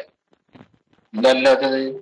അത് അള്ളാഹുവിലുള്ള ഉറച്ച വിശ്വാസവും പ്രതീക്ഷയുമാണ് മറിയം ബീവിയെ നയിക്കുന്നത്. ബഹുമാനപ്പെട്ടവർക്ക് യാതൊരു പേടിയില്ല. അതുകൊണ്ട് തന്നെ ബഹുമാനപ്പെട്ടവരുടെ തീരുമാനം ശരിയാകുകയും അള്ളാഹു സുബ്ഹാനഹു വ തആല വെള്ളവും ഭക്ഷണവും എല്ലാ സഹായങ്ങളും എത്തിച്ചു കൊടുക്കുകയും ചെയ്തു. പരിശുദ്ധ ഖുർആൻ അത് പറയുന്നുണ്ട്. നമ്മളെ സംബന്ധിച്ചിടത്തോളം അങ്ങനല്ല. അപ്പൊ ഞാൻ മൊത്തത്തിൽ പറഞ്ഞത്, ഇസ്ലാമിക നിയമങ്ങളെ നാം പിൻപറ്റുമ്പോൾ എല്ലാവർക്കും വേണ്ട നിയമമാണ് ഫിഖ്ഹിന്റെ നിയമം. മനസ്സിലായോ? ആ ഫിഖ്ഹിന്റെ നിയമം കാര്യങ്ങളെയും കാരണങ്ങളെയും സാധാരണ ജീവിതത്തെയും കണ്ടുകൊണ്ടുള്ള ഒരു നിയമമാണ്. അതേ സ്ഥാനത്ത് അതിന്റെ അപ്പുറത്ത് വേറൊരു നിയമമുണ്ട്. അത് ചിലപ്പോൾ കർമ്മശാസ്ത്ര പണ്ഡിതന്മാര് പറയും, പക്ഷെ അത് ബാധകമാകുന്നത് അത്തരം ആളുകൾക്ക് മാത്രമാണ്. ആണും പെണ്ണും അന്യരാണെങ്കിൽ ഒരു സ്ഥലത്ത് ഒത്തുകൂടാൻ പാടില്ല എന്ന് പറയുന്നിടത്ത് തന്നെ കർമ്മശാസ്ത്ര പണ്ഡിതന്മാർ വിശദീകരിക്കുന്നത് കാണാം. സുഫിയാൻ സൗരി റളിയല്ലാഹു അൻഹുവിനെ പോലെയുള്ള ഒരു ആണും റാബിയത്തുൽ അദവിയെ പോലുള്ള ഒരു പെണ്ണും ആണെങ്കിൽ അതിനൊന്നും പ്രശ്നമില്ല എന്ന്. മനസ്സിലായോ? ഇത് ഞാൻ ഈ പറഞ്ഞത് ചില കള്ളത്തരീക്കത്തുകാർക്ക് വളമാകരുത് എന്ന് കൂട്ടത്തിൽ പറയണം. നമ്മള് സുഫിയാൻ സൗരിന്റെ മാതിരിയാണെന്നു പറഞ്ഞാൽ പിന്നെ തടി സലാമത്താകുന്നില്ല. മനസ്സിലായോ? വാക്കുകൊണ്ടല്ല നമ്മുടെ മുസാബഹത്ത് തെളിയേണ്ടത്. നമ്മുടെ മുസാബഹത്ത് തെളിയേണ്ടത് നമ്മുടെ മനസ്സിൽ എന്തിരിക്കുന്നുവോ അതനുസരിച്ചാണ്. അത് നമുക്ക് കാണാൻ പറ്റില്ല, അത് ജീവിതത്തിലൂടെയാണ് തെളിയേണ്ടത്. ബഹുമാനപ്പെട്ട സുഫിയാൻ സൗരി റളിയല്ലാഹു അൻഹുവിന്റെ ജീവിതം അങ്ങനെയായിരുന്നു എന്ന് ആ ജീവിതം മുഴുവനും പഠിച്ച മഹാന്മാര് പിന്നീട് പറയുകയാണ്. അങ്ങനെയായിരുന്നു റാബിയത്തുൽ അദവിയ എന്ന മഹദിയുടെ ജീവിതമെന്ന് ആ ജീവിതം മുഴുവനും പഠിച്ച മഹാന്മാര് പറയുകയാണ്. അത് വലിയ ഒരു പഠനത്തിന്റെ ശേഷം മാത്രമാണ് അവരുടെ ജീവിതത്തെ കുറിച്ച് നമുക്ക് വിലയിരുത്താൻ പറ്റുന്നത്. അപ്പൊ ഞാൻ പറഞ്ഞു വന്നത്, നമ്മുടെ നിയമങ്ങൾ, നമുക്ക് അല്ലാഹു സുബ്ഹാനഹു വ തആല തരുന്ന നിയമങ്ങൾ, ആ നിയമങ്ങളാണ് നമ്മൾ പാലിക്കേണ്ടത്. ആരോഗ്യമുള്ളവൻ നോമ്പെടുക്കണം എന്നാണ് നിയമം. എന്നാൽ അനാരോഗ്യം കൊണ്ട് ബുദ്ധിമുട്ടുന്നവൻ നോമ്പെടുത്താൽ അവന്റെ ആരോഗ്യസ്ഥിതി കൂടുതൽ വഷളാകും എന്നൊരു സാഹചര്യം വന്നാൽ അവൻ നോമ്പെടുക്കാൻ പാടില്ല എന്നുമാണ് നിയമം. അവിടെ ഇനിയിപ്പോ ഞാൻ നോമ്പെടുത്തിട്ട് മരിക്കുകയാണെങ്കിൽ മരിച്ചോട്ടെ എന്ന് പറയുകയാണെങ്കിൽ അത് ഒരു തരം ധിക്കാരത്തിന്റെ ശൈലിയായിട്ടാണ് നമുക്ക് കാണാൻ പറ്റുന്നത്. ഇവിടെ ഞാൻ പറഞ്ഞു വന്ന വിഷയം എന്താണ്? ഓരോരുത്തരുടെയും കഴിവിനും അവസ്ഥക്കും അനുസരിച്ചുള്ള നിയമം പരിശുദ്ധ ദീനുൽ ഇസ്ലാമിൽ അല്ലാഹു തആല കൊടുത്തിട്ടുണ്ട്. അതുകൊണ്ടാണ് നിൽക്കാൻ കഴിയാത്തവന് വേണമെങ്കിൽ ഇരിക്കാം എന്ന് പറഞ്ഞത്. പക്ഷേ ഇരിക്കണമെങ്കിൽ കാരണം ഉണ്ടാകണം, നിൽക്കാൻ കഴിയാതിരിക്കണം. ഇവിടെ ഇരിക്കുന്ന ആളുകൾ തന്നെ കസേരയിൽ ഇരിക്കുന്നത് പല രീതിയിലാണ്. ചില സമയത്ത് ചെന്ന് നോക്കിയാൽ കാണാം, പള്ളിയിൽ എല്ലാവരും കൂടി ഇങ്ങനെ സെഫ് കെട്ടി നിൽക്കുന്നതിന്റെ ഇടയിൽ ഇടയ്ക്കൊരു കസേരയും ബേക്കിൽ വെച്ചിട്ട് ചിലരിങ്ങനെ നിൽക്കണം. വേറെ ചിലപ്പോ കാണാം സെഫിന്റെ നേരെ കസേര ഇട്ടിട്ട് ആൾക്കാർ മുന്നിൽ കയറിക്കണം. ഇങ്ങനെ 2 രീതിയിലും പലപ്പോഴും കാണാറുണ്ട്. ഇവിടെ ഈ ഒരു വിഷയത്തിൽ എത്ര തവണ മസ്അല പറഞ്ഞാലും ആളുകൾക്ക് കൺഫ്യൂഷനാ, എവിടെ നിൽക്കണം എന്നുള്ള കൺഫ്യൂഷൻ അല്ലേ? കാരണം എന്താ പറയുക? കാരണമുണ്ട്. ഇതാവട്ടെ, എങ്ങനെയാണ് ഇത് ശരിയായ നിയമം എന്ന് ഞാൻ പറയാം. ശരിയായ നിയമം, കസേരയിൽ കസേര ഉപയോഗിച്ച് നിസ്കരിക്കുന്ന ആളുകൾ രണ്ട് തരക്കാരാണ്. ഒന്ന് ആദ്യമേ ഇരിക്കുന്നവരും രണ്ടാമത്തേത് ഇടക്ക് ഇരിക്കുന്നവരും. റുക്കോയിൽ പോകാൻ വേണ്ടി പിന്നെ റുക്കോയൊക്കെ കഴിഞ്ഞിട്ട് സുജൂദ് പോകാൻ വേണ്ടി ഇരുന്ന് സുജൂദ് ചെയ്യുന്ന ആളുകളുണ്ട്. അതിന് വിരോധമൊന്നുമില്ല. സുജൂദിന്റെ മുമ്പ് യസീറായ ഖുഊദ് പൊറുക്കപ്പെടുമെന്ന് ഫത്ഹുൽ മുഈനിൽ തന്നെ പറയുന്നുണ്ട്. സുജൂദിന്റെ മുമ്പുള്ള യസീറായ ഇരുത്തം, ഒരു നേരിയ ഇരുത്തം, അത് നിസ്കാരത്തിന്റെ റുക്കുനുകളിൽ ഒന്നിനെ സിയാദത്ത് ചെയ്തതിന്റെ ഗണത്തിൽ, വർദ്ധിപ്പിച്ചതിന്റെ ഗണത്തിൽ അത് വരില്ല, അത് പൊറുക്കപ്പെടുമെന്ന് ഫത്ഹുൽ മുഈൻ പറയുന്നുണ്ട്. അപ്പൊ സുജൂദിന്റെ മുമ്പ് അവൻ ചെറിയൊരു ഇരുത്തം ഇരുന്നതിന്റെ ശേഷം ആംഗ്യം കൊണ്ട് സുജൂദിലേക്ക് പോയി എന്ന് വെച്ചിട്ട് വിരോധമൊന്നുമില്ല. രണ്ടാമത് അവൻ തിരിച്ചിരിക്കുകയാണ്, അതാണല്ലോ ഫറള്. സുജൂദ് കഴിഞ്ഞാൽ പിന്നെ ഇരുത്തമാണ് ഫറള്. സുജൂദിന്റെ ഇടയിൽ ഇരിക്കണം, അതാണ് ഫറള്. അപ്പൊ അവിടെ ഇരിക്കാൻ കഴിവുള്ളവരാണ് ഇരിക്കുന്ന വേണം. പിന്നെ രണ്ടാമത്തെ സുജൂദ് കഴിഞ്ഞിട്ട് പിന്നെ ഖിയാമിലേക്ക് എഴുന്നേൽക്കുകയാണ്. ആ ഖിയാമിൽ എത്തുമ്പോ അവിടെ നിൽക്കുകയാണ് ചെയ്യുന്നത്. അങ്ങനെ ഒരു വിഭാഗമുണ്ട്. ഖിയാമിൽ അവര് നിൽക്കും, ബാക്കിയുള്ള സമയത്ത് അവർ ഇരിക്കും ചെയ്യും. റുക്കൂ കഴിഞ്ഞിട്ട് സുജൂദിന് വേണ്ടി അവർ ഇരിക്കും. അപ്പൊ നിസ്കാരത്തിന്റെ തുടക്കത്തിൽ അവർ നിൽക്കുകയാണ്. നിസ്കാരത്തിന്റെ തുടക്കത്തിൽ നിൽക്കുന്നവർ ആരൊക്കെയുണ്ടോ അവരെല്ലാം നിൽക്കേണ്ടത് സഫിലാണ്. സഫിന്റെ നിയമപ്രകാരം സഫ് ഒപ്പിച്ചുകൊണ്ട് ആ സഫിന്റെ നേരെ നിൽക്കണം. ആ നേരെ നിൽക്കുന്ന ആളുകൾക്ക് പിന്നെ സുജൂദ് ചെയ്യാൻ വേണ്ടി കസേര വെക്കണമെങ്കിൽ കസേര ബാക്കിൽ വെക്കേണ്ടി വരും, അല്ലെ? കസേര ബാക്കിലല്ലേ വെക്കാൻ പറ്റുള്ളൂ. അപ്പൊ അങ്ങനെ തന്നെയാണ് നിൽക്കേണ്ടത്. സഫിൽ നിൽക്കുക, കസേര ബാക്കിൽ വെക്കുക. അതല്ല നിസ്കാരത്തിന്റെ തുടക്കത്തിൽ തന്നെ അവർ ഇരിക്കുകയാണെങ്കിലോ അപ്പോ ആ സഫിന്റെ നേരെ അവരുടെ ഇരുത്തം വരുന്ന രീതിയിൽ കസേര സഫ് തന്നെ ഇടുകയും ചെയ്യാം. അപ്പൊ സഫിന്റെ നേരെയാണല്ലോ ഇരുത്തം വരേണ്ടത്. കാരണം ഇരുന്ന് നിസ്കരിക്കുന്നവന്റെ തസ്വിയത്തു സുഫൂഫ് നോക്കുന്നത് അവന്റെ ഇരിപ്പിടം അഥവാ ചന്തി അത് നേരെയാകണം എന്ന് വെച്ചിട്ടാണ്. നിൽക്കണോന്റെ മടമ്പുകാല നോക്കുക, ഇരിക്കണോന്റെ ചന്തിയാണ് നോക്കുക. അപ്പൊ അത് സഫിന്റെ നേരെയാകണം, അതാണ് അവിടുത്തെ കണക്ക്. അപ്പൊ ഇരുന്ന് നിസ്കരിക്കുന്നവനാണോ തുടക്കത്തിൽ തന്നെ ഇരിക്കണവനാണോ ഓൻ അങ്ങനെ സഫ് ശരിയാക്കേണ്ടത്? അല്ല, തുടക്കത്തിൽ നിൽക്കുന്നവനാണോ അവൻ സഫ് ശരിയാക്കേണ്ടത് അവൻ സഫിന്റെ നേരെ നിന്നുകൊണ്ട്, സഫിൽ തന്നെ നേരെ നിന്നുകൊണ്ട് കസേര പിന്നിലേക്ക് മാറ്റി വെച്ചിട്ടാണ്. ഈ മസ്അല എത്രയോ തവണ എവിടെയൊക്കെ ചെന്ന് ക്ലാസ് എടുത്താലും പിന്നെയും ചെല്ലുമ്പോ കാണാം ആളുകള് സഫിന്റെ മുന്നിലേക്ക് തള്ളി നിന്നിട്ട് കസേര സഫിന്റെ നേരെ വെച്ചിട്ട് നിൽക്കുന്നു നിസ്കാരത്തിന്റെ തുടക്കത്തിൽ. അപ്പൊ എന്താണ് അങ്ങനെ എന്ന് അന്വേഷിച്ചാൽ അപ്പൊ ഇതിന് മറുപടി ഉണ്ട്. എന്താ മറുപടി? കസേര ബാക്കിൽ ഇട്ടാൽ ബാക്കിത്താക്ക് നിൽക്കാൻ പറ്റൂല. പിന്നെ അത് പെരയിലിട്ടാ മതി, ഇന്ന് ആർക്കും ഒരു പ്രശ്നം ഉണ്ടാവില്ല, അല്ലെ? അവനാന്റെ പുരയിൽ ഇട്ടിട്ട് അവിടെ നിന്ന് നിസ്കരിച്ചിരിക്കുകയാണെങ്കിൽ ആർക്കും ഒരു പ്രശ്നം ഉണ്ടാവില്ല. ഇവിടെ പള്ളിയിൽ വന്ന് ജമാഅത്തിന്റെ കൂലിട്ടാനില്ലേ, ജമാഅത്തിന്റെ കൂലിട്ടാനാണെങ്കിൽ സെഫിന്റെ നേരെ തന്നെ സെഫ് ശരിയാക്കി നിൽക്കണം. അപ്പൊ ബാക്കിലുള്ള ആക്കോന്നാ, ബാക്കിൽ ഒരാള് വരുമ്പോഴല്ലേ, അത് അടുത്ത സെഫ് ആകുമ്പോഴല്ലേ ബാക്കത്തെ കാര്യം ആലോചിക്കേണ്ടത്. അടുത്ത സെഫ് കെട്ടി വരുമ്പോൾ നിങ്ങൾ ഈ കസേര സെഫിന്റെ പിന്നിലേക്ക് നീട്ടിയിട്ടത് കൊണ്ട് അവിടെ ഒരാൾക്ക് നിൽക്കാൻ സൗകര്യമില്ലേ, അയാൾ അവിടെ നിന്ന് മാറിക്കും. ഇപ്പൊ പണ്ട് കാലത്തൊക്കെ നമുക്ക് ഓർമ്മല്ലേ, നമ്മളെ പള്ളികളിൽ തൂണുണ്ടായിരുന്നു. തൂണ് ആ തൂണ് ഇങ്ങനെ വരുമ്പോ സെഫിന്റെ ഇടയിൽ ഒരു തൂണ് വന്നു, എന്താ ചെയ്യുക? അവിടെ ഒഴിച്ചിടും. ചില പള്ളികളിൽ മെമ്പർ ഒന്നാമത്തെ സെഫിലേക്ക് തള്ളി നിന്നിരുന്നു, അവിടെ എത്തുമ്പോ എന്താ ചെയ്യുക? അതുകൊണ്ട് ഒഴിവാക്കിയിടും. അങ്ങനെ തന്നെ ഇവിടെ കസേര ഇട്ടോണ്ട് നിൽക്കാൻ സ്ഥലമല്ല, അപ്പോൾ ഒഴിവാക്കിയിടും. അല്ല, ആ കസേര ഇട്ടാലും അവിടെ നിൽക്കുന്നതിനും സുജൂദും റുക്കുഉം ചെയ്യുന്നതിനും തടസ്സമില്ലാത്ത ഉയരം കുറഞ്ഞ ആളുകൾ ആരെങ്കിലും ഉണ്ടോ അവർക്ക് അവിടെ നിൽക്കുകയും ചെയ്യാം. അപ്പൊ പിന്നിൽ വരുന്ന ആളുകൾക്ക് നിൽക്കാൻ സ്ഥലമുണ്ടാകില്ലല്ലോ എന്ന് ആലോചിച്ചുകൊണ്ട് നമുക്ക് മുന്നോട്ട് നിൽക്കുന്നത് ശരിയല്ല. നമ്മൾ ആ സഫിന്റെ നേരൊക്കെ പിന്നിൽ വരുന്ന ആൾക്കാർ അവിടെ എത്തുമ്പോൾ ഓരെന്താ ചെയ്യേണ്ടത്? അതിന് വേറെ നിയമമുണ്ട്. ആ നിയമമാണ് ഇപ്പൊ ഞാൻ പറഞ്ഞ ഓരങ്ങനെയും ചെയ്യാം. അവിടെ നിൽക്കാൻ നിവൃത്തിയൊന്നുമില്ല, അവിടെ ഒഴിവാക്കി വിടുക. നിൽക്കാൻ പറ്റിയ പാകപ്പെട്ട ആരെങ്കിലും വരികയാണെങ്കിൽ അവരവിടെ നിന്ന് ഫില്ല് ചെയ്യുകയും ചെയ്യാം. അല്ലെങ്കിലോ അവിടെ ഒഴിഞ്ഞിടന്നോട്ടെ, പ്രശ്നമൊന്നുമില്ല. അത് കാരണം കൊണ്ടുള്ള ഒഴിഞ്ഞെടുക്കലാണ്. നിൽക്കാൻ സൗകര്യം ഇല്ലാത്തതുകൊണ്ടാണ് നിൽക്കാത്തത്, അതുകൊണ്ടൊരു പ്രശ്നവും വരാൻ പോണില്ല. അതാണ് അവിടെ ശ്രദ്ധിക്കേണ്ടത്. പക്ഷെ ഞാൻ അറിഞ്ഞിടത്തോളം ഈ മസ്അല എത്ര തവണ പറഞ്ഞാലും ആളുകൾ അത് പാലിക്കാൻ വലിയ പ്രയാസ ഉണ്ടോ? ഈ മസ്അല എത്ര തവണ പറഞ്ഞാലും ശരി, ആളുകൾ അത് പാലിക്കാൻ ഒരു പ്രയാസം. അപ്പൊ എന്ത് ചെയ്ത് ആൾക്കാർക്ക് ജമാഅത്തിന്റെ കൂലി കിട്ടാൻ പാടില്ല എന്നൊരു നിർബന്ധമുള്ളതുകൊണ്ടാണോ? അല്ല. പറഞ്ഞു കൊടുത്താൽ അത് ചെയ്യാൻ പാടില്ല എന്ന് ചിന്തിച്ചിട്ടാണോ? അതുമല്ല. പിന്നെന്താ? ഉള്ളിന്റെ ഉള്ളിലൊരു ബേജാറാ. എന്താ ബേജാറ് നിങ്ങള്? കാരണം ഇപ്പൊക്കെ കസേര ഇങ്ങനെ സെഫിന്റെ നേരിട്ടിട്ട് മുന്നിക്ക് കയറിക്കലാണ് പലയിടത്തും കാണല്. അതുകൊണ്ട് മാറ്റിയിട്ട് കസേര ബാക്ക് ഇട്ടിട്ട് സെഫിന്റെ നേരം ഇട്ടാലേ പിന്നീട് ജമാഅത്ത് തുടങ്ങിയതിന് ശേഷം പള്ളിക്ക് കടന്നു തരുന്ന ഒരാള് ഇങ്ങനെ നോക്കുമ്പോ എന്താ ഇവിടെ കസേര ഇരിക്കണേ, ബാക്കിൽ നിൽക്കണവർക്ക് ശല്യാകാൻ എന്നേറ്റ് വിചാരിച്ചിട്ട് അതാണ്ട് എടുത്തു വെച്ചാലേ വിവരം അറിയും. ഈ ഒരു ബേജാറ് കൊണ്ടാണ് പല ആളുകളും കസേര പിന്നിലേക്ക് മാറ്റിയിടാൻ മടിക്കുന്നത് എന്നാണ് എനിക്ക് തോന്നിയപ്പോൾ. ഏതായാലും ഇതിന്റെ നിയമം ഞാൻ പറഞ്ഞതാ, ആ രീതിയിലാണ് ഇടേണ്ടത്.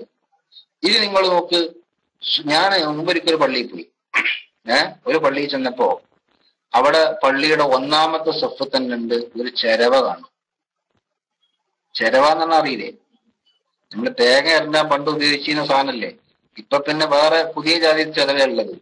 ആ പണ്ടത്തെ ചെലവുണ്ടല്ലോ, നിലത്തി ഇരുന്ന് ചെരണ്ട ആ ചെലവ, അതുപോലത്തെ ഒരു സാധനം. അപ്പൊ പള്ളിന്റെ ചെരുവിലൊരു ചെലവുണ്ടാല് ഇത് വലിയ വലിയ പരിപാടി എന്ത് ഉണ്ടാവുമ്പോ തേങ്ങ ഉള്ളതേക്കുന്നാണ് കാണുന്നവരെ വിചാരിക്കുക. അപ്പൊ നോക്കുമ്പോ ഇത് ചെരവെന്നല്ല, ചെരവ പോലത്തെ ഒരു സാധന. അപ്പൊ ഇത് എന്തിനുള്ളതാ നോക്കുമ്പോഴാണ് നിസ്കാരം തുടങ്ങിയപ്പോ ഒരാള് ഈ ചെരവണ്ട് വലിച്ചിട്ട് ടൈമ കീറിയിരിക്കുകയാണ്. എന്ന് പറഞ്ഞാൽ നിലത്തിരിക്കണ ചെലവല്ല, ഒരു കസേരയുടെ ഹൈറ്റില് ഒരു മരം കൊണ്ട് പ്രത്യേക രീതിയിൽ ഉണ്ടാക്കിയിട്ടുള്ള ഒരു ഇരിപ്പിടം. അതിൽ ഇരിക്കാനൊരു സ്ഥലമുണ്ട്. ഇരിക്കൽ എങ്ങനെ? ബൈക്കിന്റെ മുകളിൽ ഇരിക്കണതിന് രണ്ട് കാലും അങ്ങോട്ടും ഇങ്ങോട്ടും ഇട്ടിട്ടാണ് ഇരിക്കണത്. എന്നിട്ടോ അതിന്റെ മുന്നിക്ക് കുറച്ച് നീളമുണ്ട്, ബൈക്കിന്റെ മാതിരി തന്നെ. അവിടെ നമ്മളെ ബൈക്കിന്റെ പെട്രോൾ ടാങ്ക് ഒക്കെ വരുന്ന ആ ഒരു അത്ര ഒരു അകലത്തിലായിട്ട് അത്രയും നീളത്തിലേക്ക് ഇത് ഇങ്ങനെ പോവുക. അപ്പൊ ഇത് എന്തിനാത്? ഇവിടെ ഇരുന്നിട്ട് അവിടെ സുജൂദ് ചെയ്യാൻ. മനസ്സിലായോ? ഞാനൊരു പള്ളിയിൽ കയറിയപ്പോ ഞാൻ കണ്ടതാ. ജമാഅത്ത് തുടങ്ങിയപ്പോഴോ ഒരാളെ ഇരുന്ന് നിസ്കരിക്കണമെന്ന് കണ്ടു. അപ്പോഴാണ് എനിക്ക് ശരിക്കും അതിന്റെ രീതി മനസ്സിലായത്. ഹാൻഡിലും പെടലും നിയമം കണ്ടിട്ടില്ല. അപ്പൊ ഏതായാലും ഈ രീതിയിലുള്ള ഒരു ഇരിപ്പിടം അന്ന് കണ്ടു. എന്തിനാണിത് ഉപയോഗിക്കുന്നത്? ആളുകള് ഇരുന്ന് നിസ്കരിക്കുമ്പോൾ സുജൂദ് ചെയ്യാനാണ് ഇത്. കണ്ടോ? ചില വീടുകളിലൊക്കെ നമുക്ക് കാണാം കസേര ഇട്ടിട്ട് നിസ്കരിക്കുമ്പോൾ സുജൂദ് ചെയ്യാൻ വേണ്ടിയിട്ട് മുന്നില് സ്റ്റൂളും, അല്ലെ? കസേര ഇട്ടിട്ട് നിസ്കരിക്കുക. അപ്പൊ സുജൂദ് ചെയ്യാൻ വേണ്ടി എന്താക്കും? മുന്നിലൊരു സ്റ്റൂള് വെക്കും. ആ സ്റ്റൂള് വെച്ചിട്ട് അതിന്റെ മേലെയാണ് എന്താക്കുന്നത്? സുജൂദ് ചെയ്യണത്. ജബൽനോറെ, നീ ഇങ്ങോട്ട് ഇങ്ങനെ കുത്തി കുത്തി ചോദിക്കേണ്ട, ചിലപ്പോ നിങ്ങളുടെ നാടിന്റെ അടുത്തേക്ക് വരും. അത് എവിടെയെന്നൊക്കെ ചോദിച്ചാലേ ഇപ്പൊ മൂപ്പര് ചോദിക്കാണ് കേരളത്തിലാണ്. കേരളത്തിൽ തന്നെ കേട്ടോ. ഇനിയിപ്പോ ഞാനവിടെ വല്ലാതെ പറഞ്ഞാൽ ചിലപ്പോ നിങ്ങളെ പരിസരത്തേക്കാണ് വരും. അതുകൊണ്ട് ഞാൻ പറയാക്കുക. അപ്പോ അതെന്താ സംഗതി? ഇപ്പോ പലയിടത്തും കാണുന്നത് ഈ കസേരയിൽ ഇരുന്നിട്ട് സുജൂദ് ചെയ്യാൻ വേണ്ടി മുന്നിൽ ഒരു സ്റ്റൂൾ ഇടുക. ആ സ്റ്റൂളുമ്പോ തലച്ചിട്ട് സുജൂദ് ചെയ്യുക. ബെഡിൽ ഇരുന്ന് നിസ്കരിക്കണോ മുന്നിൽ തലയട വെക്കുക. ആ തലയടമ്മ സുജൂദ് ചെയ്യുക. കട്ടുമൊക്കെ നിസ്കരിക്കുന്ന ആൾക്കാർ അങ്ങനെയൊക്കെ ചിലപ്പോ നമ്മൾ കാണാറുണ്ട്. പക്ഷെ അങ്ങനെ ഒരു സുജൂദ് ആവശ്യമുണ്ടോ? ഒരിക്കലും ഇല്ല. കാരണം സുജൂദിൽ 7 അവയവങ്ങൾ വെക്കൽ നിർബന്ധമാണ് നിലത്ത്. ഷാഫി മദ്ഹബിന്റെ മുഅ്തമദായ അഭിപ്രായം അനുസരിച്ച് സുജൂദിൽ 7 അവയവങ്ങൾ നിലത്ത് വെക്കൽ നിർബന്ധമാണ്. ഉമിർത്തു അൻ അസ്ജുദ അലാ 7 ഹുറൂഫിൻ, 7 അവയവങ്ങളുടെ മേൽ സുജൂദ് ചെയ്യാനാണ് അല്ലാഹു തആല എന്നോട് കൽപ്പിച്ചത് എന്ന് നബി സല്ലല്ലാഹു അലൈഹി വസല്ലം ഹദീസിലുണ്ട്. അതുകൊണ്ട് തന്നെ സുജൂദ് ചെയ്യുമ്പോൾ 7 അവയവങ്ങളും നിലത്ത് വെച്ചിരിക്കണം. 2 കാലും, കാലിന്റെ മുട്ടും, കാലിന്റെ വിരലുകളുടെ പള്ളയും, 2 കൈയും, അതുപോലെ തന്നെ നെറ്റിയും. അങ്ങനെയാണ് 7 അവയവം. മൂക്ക് വെക്കല് സുന്നത്താണ്. അഥവാ വെച്ചില്ലെങ്കിൽ തന്നെയും സുജൂദ് ശരിയാകുന്നതിന് തടസ്സമല്ല എന്നർത്ഥം. പക്ഷെ വെക്കേണ്ടതാണ്, സുന്നത്താണ്. ഇങ്ങനെ 8 അവയവമാണ് ആകെ സുജൂദിൽ വെക്കേണ്ടതിൽ. 7 നിർബന്ധമാണ്. മൂക്ക് എന്ന ഒന്ന് മാത്രമേ സുന്നത്തുള്ളൂ. ഈ 7 അവയവങ്ങളിൽ നിന്ന് ഏതെങ്കിലും ഒന്ന് സുജൂദിൽ വെക്കാതെ പോയാൽ അവന്റെ സുജൂദ് ശരിയാകുന്നതല്ല. മനസ്സിലായോ? കൂട്ടത്തിൽ ഞാൻ കാര്യം പറയട്ടെ. ചില ആളുകള് പരിശുദ്ധ ഖുർആൻ ഓതുന്ന സമയത്ത് ആ ഖുർആനിൽ 14 സ്ഥലങ്ങളിൽ തിലാവത്തിന്റെ സുജൂദുണ്ട്. പരിശുദ്ധ ഖുർആനിന്റെ 14 സ്ഥലങ്ങളിൽ തിലാവത്തിന്റെ സുജൂദുണ്ട്. നമുക്കെല്ലാം അറിയാം. ആയത്ത് ഓതിയാൽ അവിടെ സുജൂദ് ചെയ്യണം. അപ്പൊ നിസ്കാരത്തിന്റെ പുറത്ത് പരിശുദ്ധ ഖുർആൻ ഓതിയിരിക്കുന്ന ഒരു മനുഷ്യൻ തിലാവത്തിന്റെ ആയത്ത് ഓതിയാൽ ആ ആയത്ത് പൂർത്തിയായിട്ട് സുജൂദിലേക്ക് പോകണം. അപ്പൊ സുജൂദിക്ക് പോകുമ്പോ തിലാവത്തിന്റെ സുജൂദ് ചെയ്യുകയാണ് എന്ന നിയ്യത്തിൽ ആദ്യം തക്ബീറത്തുൽ ഇഹ്റാം ചൊല്ലണം. അതിന്റെ ശേഷം സുജൂദിൽ പോണം. ഒരു സുജൂദ് മാത്രമാണ് ചെയ്യേണ്ടത്. ആ സുജൂദിൽ എന്ത് ചൊല്ലണം എന്നത് വലിയ വിഷയമാണ്. അതവിടെ വെക്കട്ടെ. എന്ത് ചൊല്ലിയാലും കുഴപ്പമില്ല. സുജൂദ് കിട്ടാന് എന്ത് ചൊല്ലിയാലും വേണ്ടില്ല. സാധാരണ സുജൂദ് ചെല്ലണ സുബ്ഹാന റബ്ബിയൽ അഅ്ലാ വബിഹംദിഹി എന്ന് ചൊല്ലിയാലും നിങ്ങൾക്ക് തിലാവത്തിന്റെ സുജൂദിന്റെ കൂലി കിട്ടും. പക്ഷേ അറിയുന്നവർക്ക് ഏറ്റവും നല്ലത് സുബ്ഹാന റബ്ബിയൽ അഅ്ലാ വബിഹംദിഹി എന്ന് 3 തവണയും അതിന്റെ പുറമെ സജദ വജ്ഹിയല്ലദീ ഖലഖഹു വസവ്വറഹു വശഖ്ഖ സമഅഹു വബസറഹു ബിഖൗലിഹി വഖുവ്വതിഹി ഫതബാറകല്ലാഹു അഹ്സനുൽ ഖാലിഖീൻ എന്നും അതിന്റെ പുറമെ സുബ്ബൂഹുൻ ഖുദ്ദൂസുൻ റബ്ബുനാ റബ്ബുൽ മലായികത്തി വറൂഹ് എന്നും ഇത് 3ഉം ചൊല്ലൽ സുന്നത്താണ് എന്ന് ബഹുമാനപ്പെട്ട ഇമാം നവവി റളിയല്ലാഹു അൻഹു പോലുള്ള മഹാന്മാരെ പഠിപ്പിച്ചിട്ടുണ്ട്. മനസ്സിലായോ? ഞാൻ കൂട്ടത്തിൽ പറഞ്ഞതാണ്. അപ്പൊ ഒരാൾക്ക് ഇതൊന്നും ചെല്ലാൻ കിട്ടൂല. ആയിക്കോട്ടെ, അയാൾക്ക് സുബ്ഹാന റബ്ബിയൽ അഅ്ലാ വബിഹംദിഹി കിട്ടുമല്ലോ, അതില്ലോട്ടെ. അതില്ല മതി. അങ്ങനെ കിട്ടണത് ചെല്ലുക. ആ ചെല്ലണ സുജൂദിൽ ഞാൻ പറയുന്നത് ആ സുജൂദാകണമെങ്കിൽ 7 അവയവം നിലത്ത് വെക്കണം. പലപ്പോഴും നമ്മൾ കാണുന്ന ഒരു കാഴ്ചയുണ്ട്. പരിശുദ്ധ ഖുർആൻ ഓതുന്ന ഒരാള് ആ ഓത്തിന്റെ ഇടക്ക് തിലാവത്തിന്റെ സുജൂദ് ചെയ്യേണ്ടി വന്നാൽ എന്താ ചെയ്യാ അറിയങ്ങള്? മുസാഫ് മടക്കി കയ്യിൽ വെക്കും. അതെന്തിനാ? ഈ വിരല് പോകാൻ പാടില്ല. അടയാളം വെച്ചത് അവിടെയാണ്. അടയാളം വെച്ച് വിരലോണ്ടാ. അപ്പൊ ഈ വിരല് ആ ഓതുന്ന പേജിൽ വെച്ചിട്ട് മുസാഫ് അടച്ചു പിടിച്ചിട്ട് കയ്യിൽ തന്നെ വെക്കുകയാണ്, അടയാളം പോകാതെക്കാൻ. എന്നിട്ട് സുജൂദ് ചെയ്യാണ്, അല്ലെ? അങ്ങനെ സുജൂദ് ചെയ്ത് എന്താണ്ടാകുക? ഈ കയ്യിന്റെ വെള്ള നിലത്ത് തട്ടൂല. കാരണം കയ്യ് മടക്കി പിടിച്ചിരിക്കുകയാണ്, അതില് മുസാഫാ ഉള്ളത്. 7 അവയവം നിലത്തെക്കാതെ സുജൂദ് ശരിയാവോ? ഇത് പലപ്പോഴും കണ്ടുവരുന്നതാ. നമ്മൾ ചിന്തിക്കാറില്ല. എന്താ ചെയ്യാ? അങ്ങനെയൊക്കെ പലയിടത്തുനിന്നും കാണും. നമ്മളും അതേമാതിരി കൊണ്ട് ചെയ്യും. കാണുന്നത് ചെയ്യാം. അങ്ങനെ ഒരു രീതിയാണ്. അപ്പൊ അവിടെ വലിയ അബദ്ധം വരാനുള്ള സാധ്യത ഉണ്ട്. തിരുത്താൻ ശ്രമിക്കണം. സാധാരണ നിസ്കാരങ്ങളിലെ സുജൂദിൽ തന്നെ കാലിന്റെ വിരലിന്റെ പള്ള നിലത്ത് വെക്കാത്ത ആളുകളുണ്ട്, കാലെന്നെ വെക്കാത്തവരുണ്ട്. ഒന്നാമത്തെ സുജൂദിൽ ചിലപ്പോ കാലൊക്കെ വെക്കും. രണ്ടാമത്തെ സുജൂദിൽ ഇങ്ങനെ വലിയ പോക്കുകൊണ്ട് പോയിട്ട് വന്നാല് തല താഴെട്ടാണ്ട് പോകുമ്പോ ഉണ്ടാവും കാലുണ്ട് മേപ്പെട്ട് മട്ടൽമ ചവിട്ടിയൊക്കെ. അതൊക്കെ ഞാൻ നേരിട്ട് കണ്ട ചില സുജൂദുകളാ. സങ്കല്പിച്ച് പറയല്ല ഇപ്പൊ ഇതൊന്നും. മനസ്സിലായോ? വേറെ ചിലതുണ്ട് കാലൊക്കെ വെക്കും, പക്ഷെ കാലിന്റെ വിരലിന്റെ പള്ള വെക്കൂല. അങ്ങനത്തെ സുജൂദുണ്ട്. ഏതാവട്ടെ, ഞാൻ പറഞ്ഞത് 7 അവയവം തന്നെ നിലത്ത് വെക്കണം. പക്ഷേ ഇവിടെ ശ്രദ്ധിക്കേണ്ട ഒരു കാര്യം ഞാൻ പറയട്ടെ. നമ്മൾ പറഞ്ഞു വന്നപ്പോ ഇവിടുന്ന ഇവിടെ കസേരയിൽ ഇരുന്ന് സുജൂദ് ചെയ്യുന്ന ആള് അയാളുടെ സുജൂദ് ശരിയാകണമെങ്കിൽ മുമ്പില് സ്റ്റൂള് വെച്ചിട്ട് അതിന്റെ മേലെ സുജൂദ് ചെയ്യാറുണ്ട്. ഇത് ആവശ്യമുണ്ടോ ഇല്ലയോ? ഞാൻ നേരത്തെ പറഞ്ഞ പള്ളിയിലുണ്ടാക്കിയ ഇരിപ്പിടത്തിൽ ആ സഹോദരന് സുജൂദ് ചെയ്യാനുള്ള സൗകര്യമാണ് അതിന്റെ മേൽ ഒരുക്കി വെച്ചിട്ടുള്ളത്. അങ്ങനെ ഒരു സുജൂദിന്റെ ആവശ്യമുണ്ടോ ഇല്ലയോ? അവിടെയാണ് നമ്മളെ ചർച്ച. അത് പറയുമ്പോ നമ്മൾ മനസ്സിലാക്കേണ്ട ഒരു കാര്യം, അങ്ങനെ ഒരു സുജൂദിന്റെ ആവശ്യം ഇല്ല. അപ്പോഴല്ലേ നിങ്ങൾ നേരത്തെ പറഞ്ഞത് 7 അവയവം വെക്കൽ നിർബന്ധമാണ്? അതെ, പറയാം. 7 അവയവം വെക്കുക എന്നതിന്റെ പുറമെ സുജൂദിന് ഒരു പ്രത്യേകമായ ഒരു ഘടനയും ഒരു രീതിയും ഉണ്ട്. അതെന്താണ് സുജൂദിന്റെ പ്രത്യേകമായ ശൈലി? തല നിലത്ത് വെക്കുമ്പോ അരക്കെട്ട് പൊന്തി നിൽക്കണം എന്നതാണ്. അതിനാണ് അറബിയിൽ തെങ്കീസ് എന്ന് പറയുന്നത്. തെങ്കീസ് ഇല്ലാതെ സുജൂദ് ശരിയാവില്ല. തല നിലത്ത് വെക്കുമ്പോ അരക്കെട്ട് പൊന്തിയേക്കണം. അല്ല ഒരാൾ കൗന്നണ്ട് കടന്നാൽ സുജൂദാവോ? ഇപ്പൊ നേരത്തെ പറഞ്ഞ ഈ കയ്യിന്റെ 2ന്റെ വെള്ളിയും വെച്ച് കാലിന്റെ മുട്ടും അമർത്തിയോടെ വെച്ച് കാലിന്റെ വെള്ളിന്റെ പള്ളിയും വെച്ച് നെറ്റി നിലത്തണ്ട് കുത്തി അങ്ങനെ കമിഴ്ന്നങ്ങ് കടന്നു നിൽക്കട്ടെ, എന്നാല് സുജൂദാവോ? എന്താ സുജൂദാകാത്തത്? 7 അവയവം നിലത്ത് വെക്കത്തോണ്ടല്ല. 7 അവയവം നിലത്ത് വെച്ചാൽ മാത്രം പോരാ, തെങ്കീസ് ഉണ്ടാകണം. തെങ്കീസ് എന്ന് പറഞ്ഞാൽ തല താഴുമ്പോൾ അരക്കെട്ടിന്റെ ഭാഗം പൊന്തി നിൽക്കണം. അത് സുജൂദിന്റെ നിബന്ധനയാണ്. പക്ഷേ ഞാൻ പറയട്ടെ, ഒരാൾക്ക് 7 അവയവം വെക്കൽ നിർബന്ധമുള്ളത്, അഥവാ നെറ്റി നിലത്ത് വെക്കൽ നിർബന്ധമുള്ളത് ഈ തെങ്കീസ് സാധിക്കുമ്പോഴാണ്. തെങ്കീസ് സാധിക്കണില്ലേ, അയാൾക്ക് 7 അവയവം കൂടി വെച്ചോളണമെന്നില്ല, നെറ്റി വെക്കണമെന്നില്ല. നെറ്റി വെക്കേണ്ടത് തെങ്കീസ് ഉണ്ടാകുമ്പോഴാ. അപ്പൊ കസേരയിൽ ഇരുന്ന് മുന്നിൽ വെച്ച സ്റ്റൂളിന്റെ മുകളിൽ സുജൂദ് ചെയ്യുന്ന ഒരാളെ സംബന്ധിച്ചിടത്തോളം അയാള് ആ സ്റ്റൂളിൽ കൊണ്ടുപോയി തല വെക്കേണ്ടതില്ല. കാരണം അയാളുടെ തല ആ സ്റ്റൂളിൽ വെച്ചാലും അരക്കെട്ട് തലയേക്കാൾ ഉയർന്നു വരുന്നില്ല. അതുകൊണ്ട് തന്നെ അയാൾ തല വെക്കുന്നതും വെക്കാതിരിക്കുന്നതും തുല്യമാണ്. അപ്പൊ അയാളുടെ സുജൂദ് തല വെച്ചുകൊണ്ടാകണ്ട, അയാളുടെ സുജൂദ് കേവലം ആംഗ്യം കൊണ്ട് മതി. ആംഗ്യം കൊണ്ടുള്ള സുജൂദ്. അതെങ്ങനെ? റുക്കൂഉം സുജൂദും ആംഗ്യം കൊണ്ട്. അല്ലെങ്കിൽ റുക്കൂഉ ശരിക്കും ചെയ്യാൻ പറ്റും, പക്ഷെ സുജൂദ് അങ്ങനെ ചെയ്യാൻ പറ്റൂല. അപ്പൊ റുക്കൂഇന് എത്രയാണോ കുനിഞ്ഞത് അതിനേക്കാൾ കൂടുതൽ ഒന്ന് കുനിഞ്ഞാൽ സുജൂദായി. മുഴുവൻ കുനിയാനൊന്നും വയ്യ, മുതുക് വളക്കാൻ വയ്യ, എന്നാലോ തല കുനിച്ചാൽ സുജൂദായി.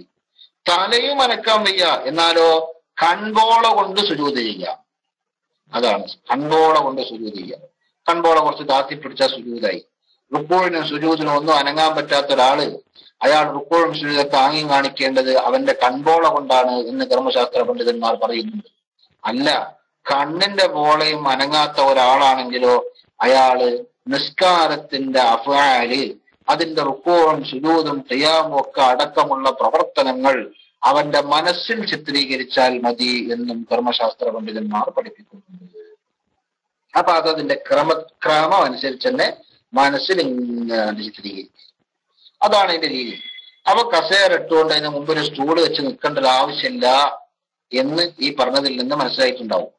അങ്ങനെ അനേകം കാര്യങ്ങളിൽ നമ്മുടെ നിസ്കാരത്തിൽ അബദ്ധം വരികയും പലപ്പോഴൊക്കെ തെറ്റുകുറ്റങ്ങൾ കാരണമായി നിസ്കാരത്തിന്റെ വലിയ പ്രതിഫലം നമുക്ക് നഷ്ടപ്പെടുകയും ചെയ്യും. അതിൽ ഒറ്റ കാര്യം കൂടി പറഞ്ഞ് ഞാൻ അവസാനിപ്പിക്കും. ഇതൊന്നും പറഞ്ഞാൽ തീരുന്ന വിഷയങ്ങളല്ലല്ലോ, എല്ലാവർക്കും അറിയാം. അവിടെ ഇന്നത്തെ ക്ലാസ് ഞാൻ ഒരു കാര്യം കൂടി പറഞ്ഞ് അവസാനിപ്പിക്കും. ഇൻഷാ അല്ലാഹ് ഇനി ഇതുമായി ബന്ധപ്പെട്ട് നിങ്ങളുടെ ചോദ്യങ്ങൾ ചോദിക്കാനുള്ള അവസരം കുറച്ചു നേരം ഉണ്ടാവും. ചോദ്യം ചോദിക്കാനുള്ള ആൾക്കാർക്ക് റൈസ് ഹാൻഡ് ചെയ്യാനുള്ള നേരേക്കും. അപ്പൊ ആദ്യം ബുക്ക് ചെയ്യുന്നവർക്കാണ് മുന്നിൽ സീറ്റ് ഇട്ട് എന്ന് പറഞ്ഞിട്ടില്ല നിങ്ങള്, അതേമായി ഞാൻ ഇപ്പൊ പറയും. അപ്പൊ എന്താ ഒരു കാര്യം കൂടി പറയാൻ പോണത്, നിങ്ങൾ നോക്ക്, നിസ്കരിക്കാൻ പോകുന്ന നമുക്ക് പലപ്പോഴും ഉണ്ടാകുന്ന ഒരു അബദ്ധമുണ്ട്. ആ അബദ്ധം കാരണമായി നിസ്കാരത്തിന് അള്ളാഹു നമുക്ക് തരാം എന്നേറ്റ, അല്ലെങ്കിൽ അള്ളാഹു തരുമെന്ന് നമ്മളെ നബി സല്ലല്ലാഹു അലൈഹി വസല്ലം പഠിപ്പിച്ചിട്ടുള്ള വലിയ പ്രതിഫലം നമുക്ക് നഷ്ടപ്പെട്ടു പോകുന്നത് പലപ്പോഴും കാണാം. അതെങ്ങനെയാണത്? നിസ്കാരത്തിന്റെ പ്രതിഫലം പലപ്പോഴും നമുക്ക് നഷ്ടപ്പെടുത്തി പോകാനൊരു കാരണമുണ്ട്.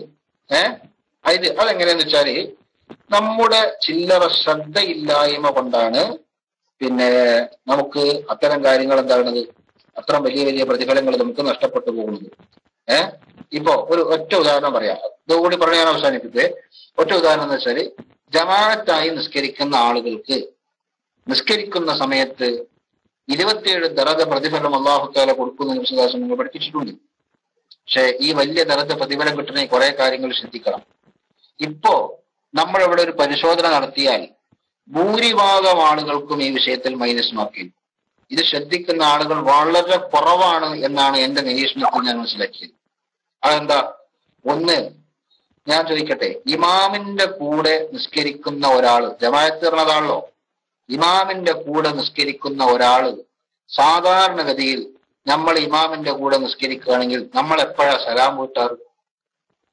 സാധാരണ നിസ്കാരമാകട്ടെ, മയ്യത്ത് നിസ്കാരമാകട്ടെ, ഏത് നിസ്കാരമാകട്ടെ, ഇമാമിന്റെ കൂടെയാണ് നമ്മൾ നിസ്കരിക്കുന്നതെങ്കിൽ സാധാരണ നമ്മൾ എപ്പോഴാണ് സലാം വീട്ടാറുള്ളത്?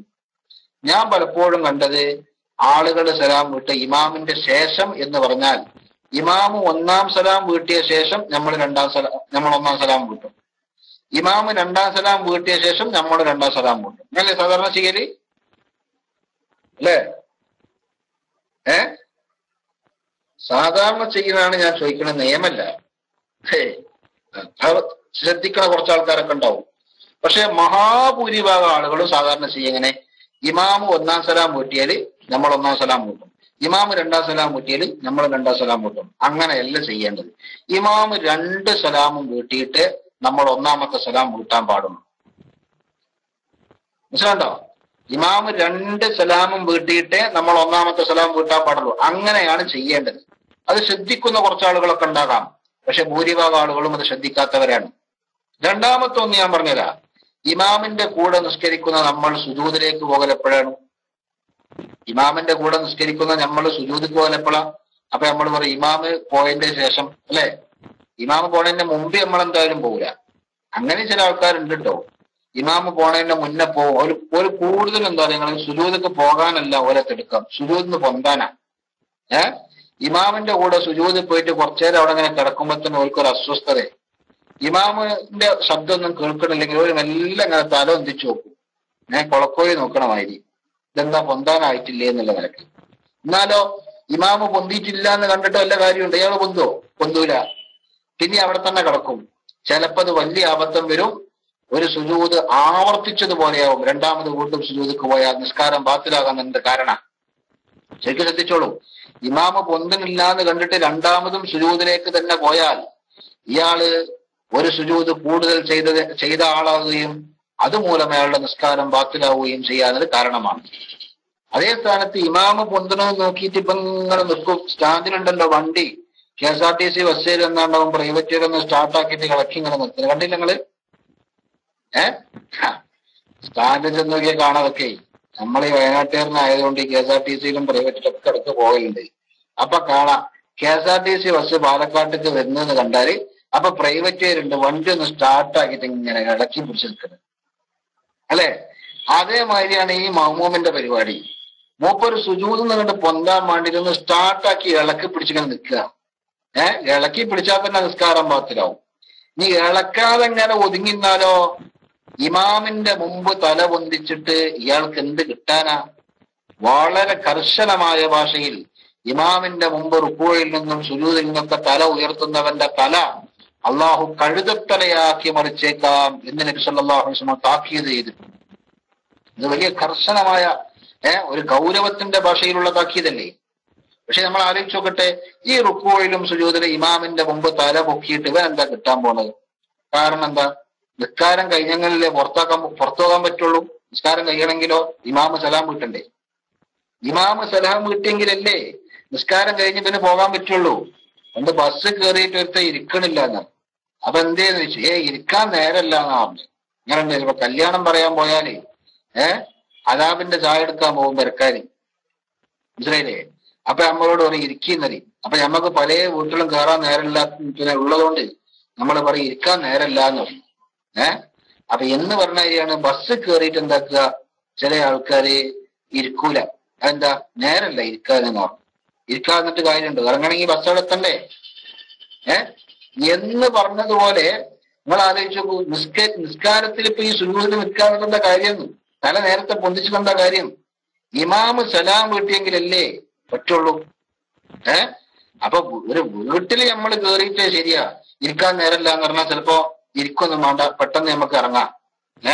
അല്ലെങ്കിൽ എന്താക്കേണ്ടി വരും? അദാബിന്റെ ചായയും കാത്ത് നിൽക്കേണ്ടി വരും. അങ്ങനെ ഒരു ബുദ്ധിമുട്ടുണ്ട്. അദാബിന്റെ ചായ എന്ന് പറഞ്ഞാൽ ചിലപ്പോ നമുക്ക് മനസ്സിലായിട്ടുണ്ടാവില്ല. അതായത് നമ്മളെ കാഴ്ചപ്പാടില് ചായ 2 തരാം. റഹ്മത്തിന്റെ ചായയും അദാബിന്റെ ചായയും. അത് പഠിക്കാതെ ആരും പോണ്ട, അതും കൂടി പഠിച്ചിട്ടു. ഈ ഒന്നും ചിലപ്പോ എല്ലായിടത്തും കിട്ടൂല. റഹ്മത്തിന്റെ ചായയും അദാബിന്റെ ചായയും അതേതാന്ന് വെച്ചാല്, ഈ റഹ്മത്തിന്റെ ചായ എന്ന് പറഞ്ഞാല് ദാഹിച്ച് വലഞ്ഞ് ഒരു ഗ്ലാസ് വെള്ളം കിട്ടിയാൽ തിരക്കടില്ല എന്ന് വിചാരിച്ച് ഇങ്ങനെ വരുമ്പോ കിട്ടണ അച്ചായന്റെ പേരാണ് റഹ്മത്തിന്റെ ചായ. അല്ലെങ്കിൽ സുബിയൊക്കെ നിസ്കരിച്ച് ഇങ്ങനെ ഇരിക്കണ നേരത്ത് ഒരിറ്റ് വെള്ളം കിട്ടിയാൽ തിരക്കണില്ല എന്ന് ആലോചിക്കുമ്പോ കിട്ടുന്ന ഒരു ചായന്റെ പേരാണ് റഹ്മത്തിന്റെ ചായ. അദാബിന്റെ ചായ എന്ന് പറഞ്ഞാൽ ഏതാ? നിങ്ങള് കല്യാണം പറയാനൊക്കെ പോകുമ്പോ കിട്ടുന്ന ഒരു ചായ ഉണ്ട്, അതിന്റെ പേരാണ് അദാബിന്റെ ചായ. അതായത് ഒരു പെരയെ കയറിയാൽ ഒരു ചായ എടുക്കും. അത് വേണ്ടെന്ന് പറഞ്ഞാൽ അത് പറ്റൂല എന്നറിയും. ഇനിയിപ്പൊ ചായ കുടിക്കാത്തതിന്റെ പേരിൽ കല്യാണത്തെ മുടക്കുമോ എന്നുള്ള വേദാറിൽ എന്താക്കും? അത് കുടിക്കാൻ നിൽക്കും. അപ്പുറത്ത് അടുത്ത വീട്ടിൽ കയറിയപ്പോ അവിടുന്ന് പിന്നെയും ചായ. ഇത് വേണ്ടെന്ന് പറഞ്ഞാൽ പിന്നെയും ചായ. അതാണ് അദാബിന്റെ ചായ, മനസ്സിലായേ? അപ്പൊ ഏതോട്ടെ, ഞാൻ ഇടക്ക് വെച്ച് പറഞ്ഞതാണ്. അപ്പൊ ഞാൻ പറഞ്ഞതെന്ന് വെച്ചാല്, നമ്മളെ സംബന്ധിച്ചിടത്തോളം നമ്മൾ ഇരിക്കാതിരുന്നോണ്ട് നേരല്ല, കാര്യമില്ല. വണ്ടി നിർത്തിയാലേ ഇറങ്ങാൻ പറ്റുള്ളൂ എന്ന് പറഞ്ഞതുപോലെ സുജൂദിൽ നിന്ന് ഇമാമിന്റെ മുമ്പ് തല പൊക്കിയിട്ട് എന്താ കാര്യം? ഇമാമ് പൊന്തിയെങ്കിലല്ലേ നമുക്ക് പൊന്താൻ പറ്റുള്ളൂ. ഇമാമ് പൊന്തിയെങ്കിലല്ലേ നമുക്ക് പൊന്താൻ പറ്റുള്ളൂ. അപ്പൊ പിന്നെ ഈ തല പൊക്കുന്നവന് നഷ്ടമല്ലാതെ എന്ത് ലാഭമുള്ളത്? സുജൂദിലേക്ക് പോകലെപ്പോഴാ? ഇമാമ് പോയാൽ നമ്മളും പോകുന്ന. പക്ഷെ അതിനൊക്കെ ഒരു മാനദണ്ഡമുണ്ട്. എന്താ അതിന്റെ മാനദണ്ഡം എന്ന് അറിയാം നിങ്ങള് അതിന്റെ മാനദണ്ഡം ഇമാമ് സുജൂദിലേക്ക് പോയാൽ അപ്പൊ തന്നെ നമ്മളും പോകുക എന്നുള്ളതല്ല. സുജൂദിലേക്കാകട്ടെ, റുക്കൂഇലേക്കാകട്ടെ, ഖിയാമിലേക്കാകട്ടെ, എങ്ങോട്ടാണെങ്കിലും ഞാൻ മൊത്തത്തിൽ അതിന്റെ മാനദണ്ഡങ്ങൾ പറയാം. അത് പഠിച്ചാൽ പിന്നെ നമുക്ക് ഒരു പ്രശ്നമില്ല. എല്ലായിടത്തും അങ്ങനെ തന്നെ. ഇമാമിന്റെ കൂടെ നമ്മളോട് ചെയ്യാൻ പറഞ്ഞ ഒരേ ഒരു കാര്യമുണ്ട് നിസ്കാരത്തിൽ, ഒറ്റ കാര്യം. അതല്ലാത്ത എല്ലാ കാര്യവും ഇമാമിന്റെ പിന്നിലാണ്. ഇമാമിന്റെ കൂടെ ചെയ്യാൻ നിർദ്ദേശിച്ചിട്ടുള്ള കാര്യം ആമീൻ പറയല. ഇതാ കാലൽ ഇമാമു വലവ്വാലീൻ ഫഖൂലു ആമീൻ. ഇതാ കാലൽ ഇമാമു ആമീൻ ഫഖൂലു ആമീൻ എന്നല്ല. ഇമാമ് ആമീൻ പറഞ്ഞ ഞങ്ങളും ആമീൻ പറയണമെന്നല്ല. ഇമാമു വലവ്വാലീൻ പറഞ്ഞ ഞങ്ങൾ ആമീൻ പറയണമെന്ന. അപ്പൊ വലവ്വാലീൻ പറഞ്ഞാൽ ഇമാമു ആമീൻ പറയും, ആ കൂട്ടത്തിൽ നിങ്ങളും പറയണം. അപ്പൊ ആമീൻ പറയലാണ് ഇമാമിന്റെ കൂടെ ചെയ്യാൻ നിർദ്ദേശിക്കപ്പെട്ട ആകെ ഒരു കാര്യം നിസ്കാരത്തിലുള്ളത്. ബാക്കി എല്ലാ കാര്യങ്ങളും സാധിക്കുമെങ്കിൽ ഇമാമിന്റെ പിന്നിലാണ്. അതിൽ ഫിഇലിയായ കാര്യങ്ങൾ എന്തായാലും ഇമാമിന്റെ പിന്നിലാകണം. പിന്നിൽ എന്ന് പറഞ്ഞാൽ എന്താണ് അതിന്റെ മാനദണ്ഡം? ജമാഅത്തിന്റെ കൂലി കിട്ടണമെങ്കിൽ പിന്നിൽ തന്നെ ചെയ്യണം. പിന്നിൽ നമുക്ക് അതിന്റെ മാനദണ്ഡം ഇമാമ് റുക്കൂഇലേക്ക് പോയാൽ നമ്മളും പോകാനല്ല. ഇമാമ് റുക്കൂഇലേക്ക് പോയിട്ട് റുക്കൂഇലെത്തിയാൽ നമ്മൾ പോവുക. ഇമാമ് സുജൂദിക്ക് പോയിട്ട് സുജൂദിലെത്തിയാൽ നമ്മൾ പോവുക. സുജൂദിലെത്തിയിട്ടേ പോയിക്കൂടും. മനസ്സിലായോ? ഇമാമ് സുജൂദിലെത്തിയിട്ട് നമ്മൾ പോകാവൂ. ഇമാമ് എവിടേക്കാണോ പോണത് അവിടെ എത്തിയിട്ടാണ് നമ്മളെ പോക്ക് തുടങ്ങേണ്ടത് എന്നർത്ഥം. ഇപ്പൊ അങ്ങല്ല. ഇമാമ് അല്ലാഹു അക്ബർ എന്നു പറയും റുക്കൂക്കാണ് പോകുമ്പോ. പോയി കഴിഞ്ഞിട്ടല്ലല്ലോ ഇമാമ് ചെല്ലേണ്ടത്. ആരും പോണ സമയത്താ ചെല്ലേണ്ടത്. അപ്പൊ പോണ നേരത്തെ ഇമാമു അല്ലാഹു എന്ന് തുടങ്ങുമ്പോഴേക്ക് നമ്മൾ അക്ബറേ എന്ന് പറഞ്ഞാണ് നെറ്റി വെച്ചിട്ടുണ്ടാവും. ഇതാണ് ഇപ്പത്തെ അവസ്ഥ. മനസ്സിലായില്ലേ? അപ്പൊ ഇമാമിന്റെ മുന്നിലോ അല്ലെങ്കിൽ ഇമാമിന്റെ കൂടെയോ ആണ് പല ആൾക്കാരും പോകാറുള്ളത്. അതിന്റെ ശരിയായ രീതിയാണ് ഞാൻ പറഞ്ഞത്. ഇമാമ് എവിടേക്കാണോ പോണത് അവിടെ എത്തിയതിന്റെ ശേഷമാണ് നമ്മുടെ ചലനം തുടങ്ങേണ്ടത് എന്നാണ് നിയമം. ഞാൻ ഏതാനും ചില കാര്യങ്ങൾ പറഞ്ഞു എന്ന് മാത്രം. ഇങ്ങനെ അങ്ങ് പരിശോധിച്ചാൽ നിസ്കാരത്തെ പൂർണ്ണമായി നഷ്ടപ്പെടുത്തുന്നതോ അല്ലെങ്കിൽ അതിന്റെ പ്രതിഫലത്തിന്റെ അളവ് കുറക്കുന്നതോ ആയ പലജാതി തെറ്റുകളും ദൈനംദിനം നമുക്ക് കാണാം.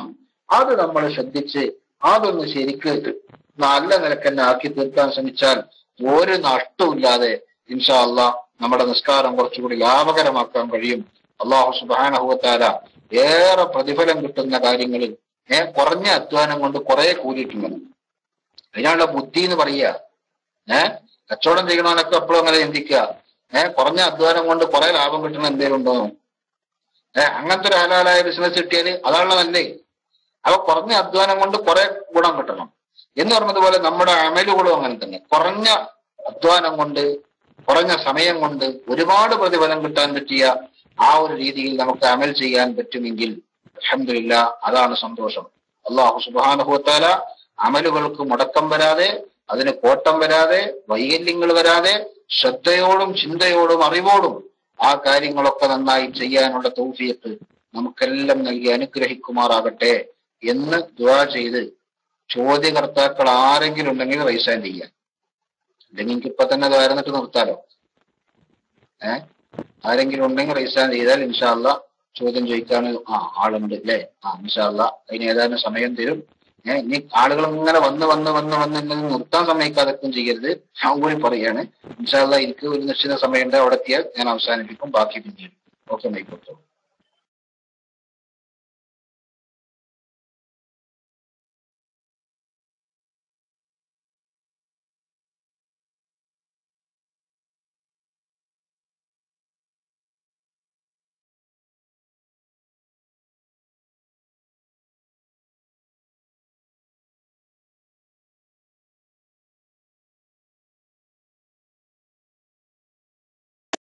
ഹലോ, അസ്സലാമു അലൈക്കും ഉസ്താദ്.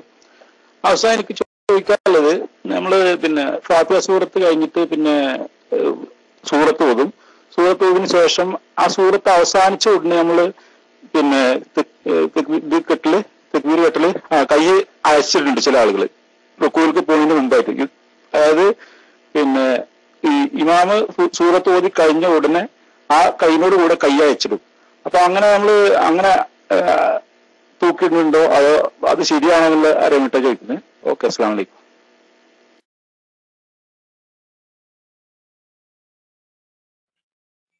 വലൈക്കും അസ്സലാം വറഹ്മത്തുള്ളാ. അതൊക്കെ ഞാൻ നേരത്തെ പറഞ്ഞതിന്റെ ബാക്കിയാ.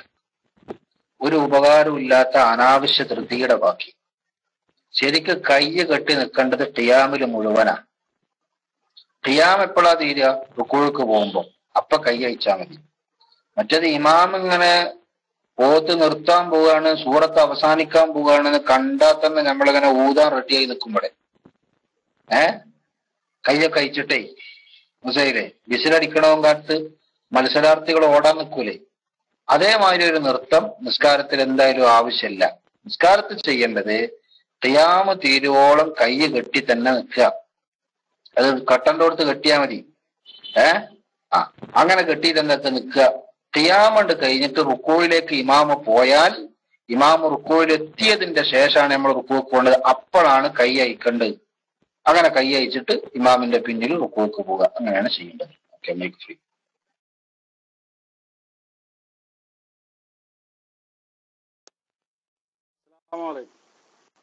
ഇഖാമത്ത് കൊടുത്തതിന്റെ ശേഷമാണോ നിസ്കരിക്കാൻ അവിടെ വന്നിരിക്കുന്ന ആളുകൾ എണീക്കേണ്ടത്, അതല്ല ഖദ് സ്വലാത്തിന്റെ ശേഷമാണോ നിസ്കാരത്തിലേക്ക് എണീക്കേണ്ടത് എന്ന സംശയം മൈക്കറിൽ ദുആ വസിയത്തോടെ. അസ്സലാമു അലൈക്കും.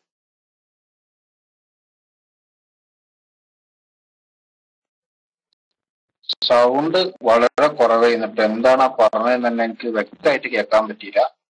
ആദ്യ ഭാഗം ചെറിയൊരു സൗണ്ട് ഉള്ളതുകൊണ്ട് എനിക്ക് തോന്നി ഇഖാമത്ത് കൊടുത്തതിന്റെ ശേഷമാണോ നിസ്കരിക്കാൻ വന്ന ആളുകൾ എഴുന്നേറ്റ് നിൽക്കേണ്ടത്, അതല്ല അതിന്റെ മുമ്പ് തന്നെ നിൽക്കണോ, എന്താണോ ചോദിച്ചത്?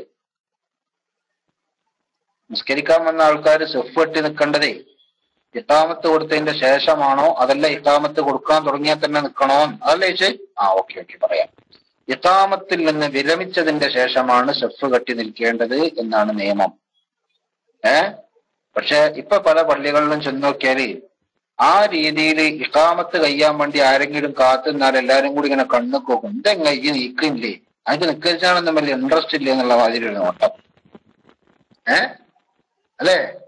ഇഖാമത്ത് കഴിഞ്ഞിട്ട് നീക്കലാണല്ലോ സുന്നത്ത് എന്നുള്ള നിലക്ക് അങ്ങനെ ഇഖാമത്ത് കഴിയട്ടെ എന്ന് വെച്ച് കാത്തുനിന്നാലേ അപ്പൊ ഉണ്ടാവും വേറെ കുറെ ആൾക്കാർ കണ്ണുക്ക് ഇങ്ങനെ നോക്കണം. എന്താ ചെയ്യ? ആളുകൾക്ക് തോന്നിയത് ഇഖാമത്തണ്ട് കേൾക്കുമ്പോഴേക്ക് നീച്ചിക്കണം എന്ന്. അങ്ങനല്ല, ഇഖാമത്ത് കഴിഞ്ഞിട്ടാണ് സഫ് കെട്ടേണ്ടത് എന്നാണ് അതിന്റെ നിയമം പറയുന്ന കിതാബുകളൊക്കെ കാണാം. ഓക്കെ, അടുത്ത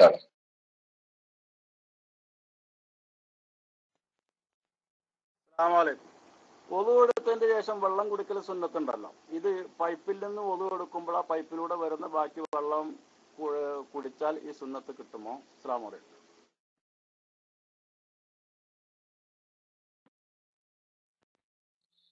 അതെ, വദൂഇന്റെ ബാക്കി എന്നാണ് ഇതിനെ കുറിച്ച് പറയല്. ബാക്കി എന്ന് പറയണമെങ്കിൽ ഇപ്പൊ നമ്മള് ഒരു ഉതെടുത്താൽ ടാങ്കിലുള്ള വെള്ളം മുഴുവനും ബാക്കി എന്ന് പറയുമെന്ന് എനിക്കറിയില്ല. ശരിക്കും അത് പറയല് നമ്മൾ ഉതെടുക്കാൻ വേണ്ടി ഒരു കോപ്പയിലോ പാട്ടയിലോ ഒക്കെ കുറച്ച് വെള്ളം എടുത്തു, ആ വെള്ളത്തിൽ നിന്ന് ഉതെടുത്തു, ആ വെള്ളത്തിന്റെ ബാക്കിയെ കുറിച്ചാണ് ശരിക്കും വുളൂഇന്റെ വെള്ളത്തിന്റെ ബാക്കി എന്ന് പറയാ. അത് കുടിക്കുമ്പോഴാണ് ശരിക്കും പറഞ്ഞ ആ രീതി കിട്ടേണ്ടത്. ആ വെള്ളത്തിന് ബറക്കത്തുണ്ട് എന്ന കാരണം കൊണ്ടാണ് ആ പറയുന്നത്. അതേസ്ഥാനത്ത് ഇപ്പൊ ഒരു ടാങ്കിൽ വെച്ച വെള്ളം മുഴുവനും നമ്മൾ വുളൂഇന്റെ ബാക്കി എന്ന ഗണത്തിൽ പെടുത്താൻ പറ്റുമെന്ന് എനിക്ക് തോന്നുന്നില്ല. അതിലെന്തായാലും ഒരു കൃത്യമായി ഉറപ്പിച്ച് തറപ്പിച്ച് പറയാൻ പറ്റിയ രീതിയിലുള്ള നെറ്റിലൊന്നും ഞാൻ എവിടെയും കണ്ടിട്ടില്ല. പക്ഷെ ആ പറഞ്ഞ ശൈലിയിൽ നിന്ന് മനസ്സിലാകുന്നത് ഇങ്ങനെയാണ്. ഓക്കെ.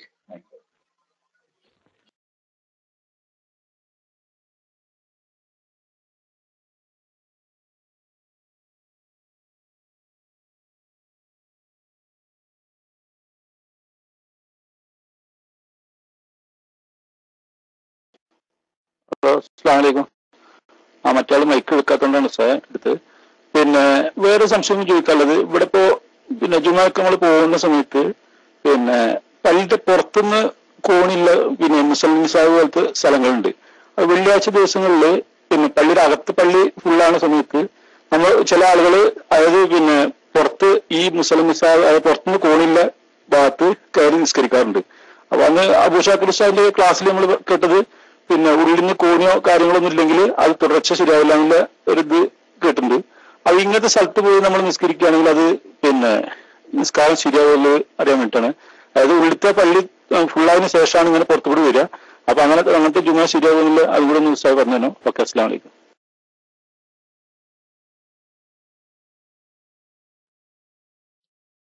വലൈക്കും അസ്സലാം വറഹ്മത്തുള്ളാഹി. നമ്മുടെ മദ്ഹബിന്റെ നിയമം അനുസരിച്ച് താഴെ നിൽക്കുന്ന ഇമാമിനെ മുകളിലുള്ളവർക്ക് തുടരണമെങ്കിൽ പള്ളിയിലെ താഴെ നിൽക്കുന്ന ഇമാമിനെ മുകളിലുള്ളവർക്ക് തുടരാനോ മുകളിലുള്ള ഇമാമിനെ താഴെയുള്ളവർക്ക് തുടരാനോ ഉദ്ദേശമുണ്ടെങ്കിൽ ആ തുടർച്ച ശരിയാകാനുള്ള നിബന്ധനയാണ് ഈ താഴെന്ന് മുകളിലേക്ക് കോണി വേണം. അത് പള്ളിന്റെ ഉള്ളിൽ തന്നെ പള്ളിയിലേക്ക് കോണി വേണം. പള്ളിന്റെ പുറത്തുനിന്നായാലും പറ്റൂല. മനസ്സിലായോ? അപ്പോ തീർച്ചയായിട്ടും പള്ളിയുടെ പുറത്ത് മാത്രമേ ഉള്ളൂ, ഉള്ളിൽ അങ്ങനല്ല. എന്നാൽ മുകളിൽ നിൽക്കുന്നവരുടെ തുടർച്ച ശരിയാകൂല എന്നാണ് ഫത്ഹുൽ മഈൻ അടക്കമുള്ള കിതാബുകളിൽ പറഞ്ഞിട്ടുള്ളത്. അപ്പൊ നമ്മൾ അങ്ങനെ നിൽക്കാൻ പോണ്ട കേട്ടോ. അവിടെ വേറെ ആരെങ്കിലും ഒക്കെ നിൽക്കുന്നുണ്ടല്ലോ എന്നാ. അത് ചിലപ്പോ ഈ ബംഗാളിയക്ക് ജുമയ്ക്ക് പള്ളി വേണമെന്നില്ല, അവർക്ക് പള്ളിന്റെ ചൂര് കിട്ടിയാൽ മതി, അങ്ങനല്ലേ? ഓർക്കിപ്പോ പള്ളി ഒന്നും കണ്ടോളണം എന്നല്ല, ഇവിടെ ഒരു പള്ളി ഉണ്ടെന്ന് ആരോ പറഞ്ഞ് കേട്ടാൽ മതി, അവിടെ പോയി ഒന്ന് കേട്ടോളൂ. ഓർക്കിപ്പോ അത്രയേ ഉള്ളൂ. അത് കണ്ടിട്ട് ഇപ്പൊ നമ്മളും പോയി ഇന്നാലോ? നമ്മൾ പഠിച്ചൊരു രീതിയുണ്ട്. അപ്പൊ നമ്മുടെ പള്ളിയുടെ മുകളിൽ നിന്ന് താഴെയുള്ള ഇമാമിനെ തുടർന്നാൽ ആ തുടർച്ച ശരിയാകണമെങ്കിൽ ഈ പള്ളിയുടെ ഉള്ളിൽ നിന്ന് മുകളിലേക്ക് തന്നെ കോണി വേണം, വഴി വേണം. അതില്ലാതിരുന്നാൽ നിസ്കാരം മേലെയുള്ളവരുടെ തുടർച്ച ശരിയാവില്ല, ബാക്കിയുള്ളതൊക്കെ ശരിയാവും. അത് വേറെ കാര്യം. അതുകൊണ്ട് ആ കാര്യം ശ്രദ്ധിക്കാം. ഓക്കെ. ഇല്ല, മെഹ്റാബിന്റെ ഹോള് മതിയാവൂല. മെഹ്റാബിന്റെ ഹോള് റുഇയ്യത്തിന് മാത്രമേ ഉപകരിക്കുള്ളൂ. റുഇയ്യത്തല്ല പ്രശ്നം, ഇസ്തിത്റാഖാണ് പ്രശ്നം. നിങ്ങൾക്ക് മനസ്സിലാവില്ലേ? കുറച്ചൊക്കെ കിതാബ് ഓതിയ ആൾക്കാരാണെങ്കിൽ മനസ്സിലാവും ഞാൻ ഇപ്പൊ പറഞ്ഞത്. അതായത് ഞാൻ വേണേ മലയാളത്തിൽ പറഞ്ഞുതരാം. മെഹ്റാബിന്റെ അടുത്തുള്ള ഹോള് അതെന്തിനെ ഉപകരിക്കുള്ളൂ? ഇമാമിനെ കാണാനോ ഇമാമിന്റെ ശബ്ദം കേൾക്കാനോ ഒക്കെ ഉപകരിക്കുള്ളൂ. ഇമാമും മാമൂമും പള്ളിയിലാകുമ്പോ കാണല് ഷർത്തില്ല. ഇമാമിന്റെ നീക്കങ്ങൾ അറിയണം, അത് ശബ്ദം കേട്ടാലും അറിയല്ലോ. ഇമാമിനെ കാണല് ഷർത്തില്ല. പിന്നെ എന്തേ ഷർത്തുള്ളൂ? ഇസ്തിത്റാഖ് മാത്രമേ ഷർത്തുള്ളൂ. ഇസ്തിത്റാഖ് എന്ന് പറഞ്ഞാൽ എന്താ? മഅ്മൂമ് നിൽക്കുന്ന സ്ഥലത്ത് നിന്ന് ഇമാമ് നിൽക്കുന്ന സ്ഥലത്തേക്ക് ചെന്നെത്താൻ വഴി ഉണ്ടാകണം. അതിനാണ് ഉള്ളിൽ തന്നെ കോണി ഉണ്ടാകണം എന്ന് പറഞ്ഞത്. അത് രണ്ടും പള്ളിയാണെങ്കിൽ, രണ്ടും പള്ളിയിലാണെന്ന് പറയണമെങ്കിൽ ഇപ്പള്ളിയിൽ നിന്ന് ആ പള്ളി, രണ്ടും ഒരേ പള്ളിയുള്ളൂ, താഴെ മേലെയല്ലേ. അപ്പൊ ഈ റൂമിൽ നിന്ന് മറ്റേ റൂമിലേക്ക് ചെന്നെത്താനുള്ള വഴി അതിന്റെ ഉള്ളിൽ തന്നെ ഉണ്ടാകണം, പള്ളിയിൽ നിന്ന് പുറത്തിറങ്ങാതെ ഉണ്ടാകണം. അതാണ് ഷർത്ത്. അതുകൊണ്ടാണ് താഴെ നിന്ന് മുകളിലേക്ക് കോണി പള്ളിയുടെ ഉള്ളിൽ തന്നെ വേണം എന്ന് പറയുന്നത്. ഓക്കെ.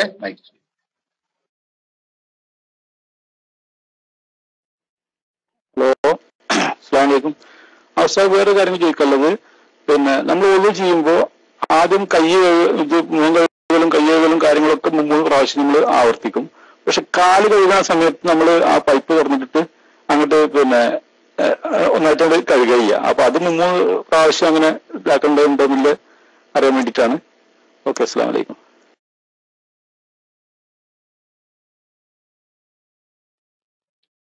വലൈക്കും അസ്സലാം വറഹ്മത്തുള്ളാഹി. അതിന് നല്ലൊരു മാർഗമുണ്ട്. ഇതൊക്കെ ഇപ്പൊ കാട്ടിക്കൂട്ടണ നമ്മളാണല്ലോ, നമ്മളതുകൊണ്ട് മാറ്റിയാൽ മതി, അപ്പൊ ശരിയാവും.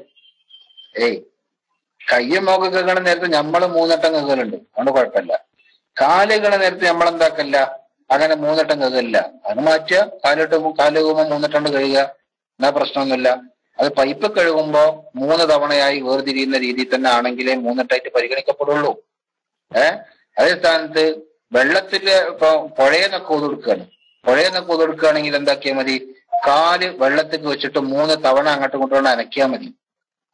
അപ്പൊ 3 തവണത്തെ അനക്കം 3 വട്ടമായിട്ട് പരിഗണിക്കപ്പെടും. പൈപ്പിന്റെ ചോട്ടിൽ നമ്മൾ വെള്ളത്തിലല്ലല്ലോ, അത് വെള്ളം ചാടി വന്നിട്ട് വേണ്ടേ. അപ്പൊ പിന്നെ എന്താക്കും? 3 തവണ കിട്ടണമെങ്കിൽ അത് 3 തവണയായിട്ട് എന്താക്കണം? കഴുകണം എന്നാണ് മനസ്സിലാവുന്നത്. ഓക്കെ.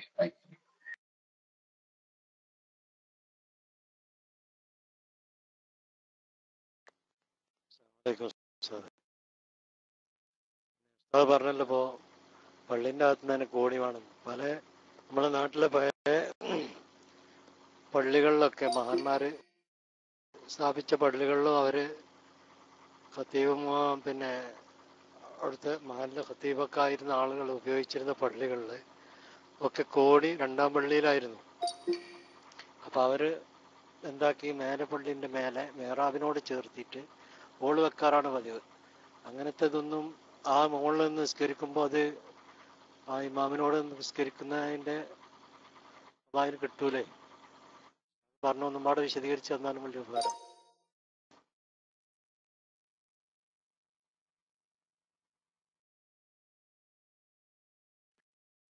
ആ, വിശദീകരിക്കാം ഇൻഷാ അല്ലാഹ്. എന്താ പറഞ്ഞത്? മഹാന്മാരായ പല ആളുകളും പണ്ട് കാലത്ത് ഉണ്ടാക്കിയ പള്ളിയിൽ നിന്ന് മുകളിലേക്ക് കോണി ഇട്ടിട്ടില്ല എന്നാണോ നിങ്ങൾ പറഞ്ഞത്? നല്ല സൗണ്ട് കുറച്ച് കുറവുണ്ടായിരുന്നു. പള്ളിയിൽ നിന്ന് മുകളിലേക്ക് കോണി ഇട്ടിട്ടില്ലേ? ഞാൻ എന്റെ കാഴ്ചയിൽ അങ്ങനത്തെ ഒരു പള്ളി, ആലിമീങ്ങൾ ഉണ്ടാക്കിയ ഒരു പള്ളി അങ്ങനെ ഞാൻ കണ്ടിട്ടില്ല. പള്ളിയിൽ നിന്ന് മുകളിലേക്ക് കോണിയിടും. പിന്നെ നിങ്ങൾ പറഞ്ഞെടുത്ത് എനിക്ക് തോന്നിയത് അത് വേണമെന്നില്ല. ഒരു പള്ളിക്ക് 2 റൂം അല്ലെ, അകമ്പള്ളിയും പുറംപള്ളിയും. അതേക്കും നിങ്ങൾ പറഞ്ഞത്, അകമ്പള്ളിയും പുറംപള്ളിയും. ഈ പുറംപള്ളി നിങ്ങൾക്കും മിക്കവാറും കോണി, പക്ഷെ പുറംപള്ളിയും പള്ളിയായിരിക്കും. അകമ്പള്ളിയും പുറംപള്ളിയും രണ്ടും മൊത്തം പള്ളിയായിട്ട് വഖഫ് ചെയ്തതാ. അപ്പൊ മൊത്തം ഒറ്റ പള്ളിയാ. രണ്ട് പള്ളിയല്ല, ഒന്ന് പള്ളി മറ്റേ പള്ളി അല്ലാത്തതുമല്ല, ഒക്കെ ഒറ്റ പള്ളിയാ. 2 റൂമായി തിരിച്ചു എന്നേ ഉള്ളൂ. അവിടുന്ന് ഒരു കോണി ഉണ്ടായാൽ മതിയല്ലോ. അത് പോരാന്നാരും പറയണില്ല, മനസ്സിലായില്ലേ? എന്നാ പള്ളിക്ക് 4 റൂമിലാണ്, പള്ളിക്ക് 4 റൂമിന്ന് മേലേക്ക് കോണി വേണം എന്ന് പറയുന്നില്ല. താഴെ പള്ളിയിൽ നിന്ന് മുകളിലേക്ക് എന്ത് വേണം? കോണി വേണം. അത് എത്ര എണ്ണം വേണം? ഒറ്റ ഒന്നുണ്ടായാൽ മതി. അത് എവിടെ വേണം? പള്ളിയിൽ തന്നെ ആകണം എന്നേ ഉള്ളൂ. അപ്പോ പള്ളിക്ക് 4 റൂമുണ്ട്, 4 റൂമിലും വേണോ? അതൊന്നും വേണ്ട. അകമ്പള്ളി പുറംപള്ളി എന്ന് പറഞ്ഞാൽ ഒരേ പള്ളിന്റെ 2 റൂമുകളാ. അവിടെ പുറംപള്ളിയിൽ നിന്ന് കോണി ഉണ്ടായാലും മതി, യാതൊരു വിരോധവും ഇല്ല. അതാണ് പണ്ട് കാലത്തെ പള്ളികളിലൊക്കെ പുറംപള്ളിയിൽ നിന്ന് കോണി കാണും, അതിന് കുഴപ്പമില്ല. അങ്ങനെ പുറംപള്ളിയിൽ നിന്ന് കോണിയാണെങ്കിൽ തീർച്ചയായിട്ടും ആ കോണി നിൽക്കുന്ന ഭാഗം പള്ളിയായി വഖഫ് ചെയ്യാറുണ്ട്. അത് നമ്മുടെ ആലിമീങ്ങളൊക്കെ ശ്രദ്ധിക്കാറുണ്ട്, മനസ്സിലായോ? പിന്നെ ഇപ്പൊ വേറെ പല പള്ളികാരനും നടത്തലുണ്ട്. അത് ചില പള്ളികാരനൊക്കെ നടത്തുന്ന ആലിമീങ്ങളാണ്. നമ്മളെ പള്ളിക്കുൾ കാണുന്ന ചില ആലിമീങ്ങൾക്ക് ഇതൊക്കെ അറിയുന്നതുകൊണ്ട് അവിടെ നിന്നാക്കും പള്ളി വഖഫ് ചെയ്യുമ്പോ തന്നെ അങ്ങനെ കോണി കുറച്ച് അകന്ന് നിൽക്കുകയാണെങ്കിൽ അതുകൂടി പള്ളിയോട് ചേർത്തിട്ട് പള്ളിയായിട്ടാണ് വഖഫ് ചെയ്യും. അങ്ങനെയാണ് പതിവ്. അതേ സ്ഥാനത്ത് ചില സ്ഥലത്ത് വലിയ ഇൽമില്ലാത്ത ചില നേതാക്കന്മാരൊക്കെ വന്നിട്ട് പള്ളി ഉദ്ഘാടനം ചെയ്യുന്നുണ്ടെങ്കിൽ ഒരു ചിലപ്പോ വഖഫിന്റെ വർത്താനം തന്നെ പറഞ്ഞതായിട്ട് പലപ്പോഴും കേൾക്കാറില്ല. നിക്കരിച്ചാണ്ട് പോകാന്നല്ലാതെ ഈ നാട മുറിക്കലുണ്ടെങ്കിൽ അതും ഉണ്ടാവും. അങ്ങനെയൊക്കെയുള്ള ചില സ്ഥലങ്ങളും നമ്മുടെ അനുഭവത്തിൽ തന്നെ ഉണ്ട്, മനസ്സിലായോ? അതിനാണ് മതപരമായ വിഷയങ്ങളിൽ എല്ലാ കാര്യങ്ങളിലും നമ്മുടെ മതപരമായ ഒരു രീതി ശരിയായി കിട്ടണമെങ്കിൽ അത് ആലിമീങ്ങളോട് ചോദിച്ച് അതിനനുസരിച്ച് ചെയ്യണം എന്ന് പറയുന്നത് അതുകൊണ്ടാണ്. Okay, mike free.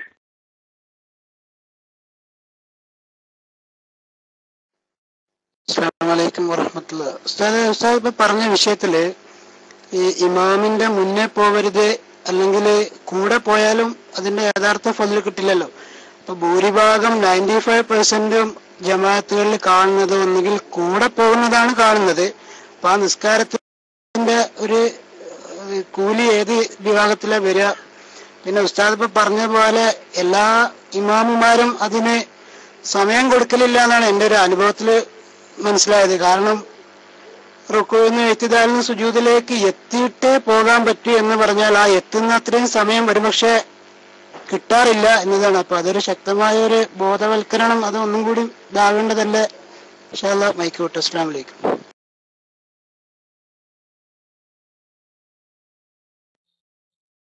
വലൈക്കും അസ്സലാം. ബോധവൽക്കരണമൊക്കെ തന്നെയാണ് ഇപ്പൊ ഈ നടക്കുന്നത്. ഇനിയിപ്പോ ഈ ബോധം എന്നൊക്കെ പറഞ്ഞാല് പ്രിയപ്പെട്ട സഹോദര, നമുക്ക് ഈ ബോധം പെരേ കൊണ്ടുപോയി കൊടുക്കാൻ പറ്റില്ലല്ലോ. ഇപ്പോഴുള്ള ഏറ്റവും വലിയൊരു പ്രശ്നം അതാണ്.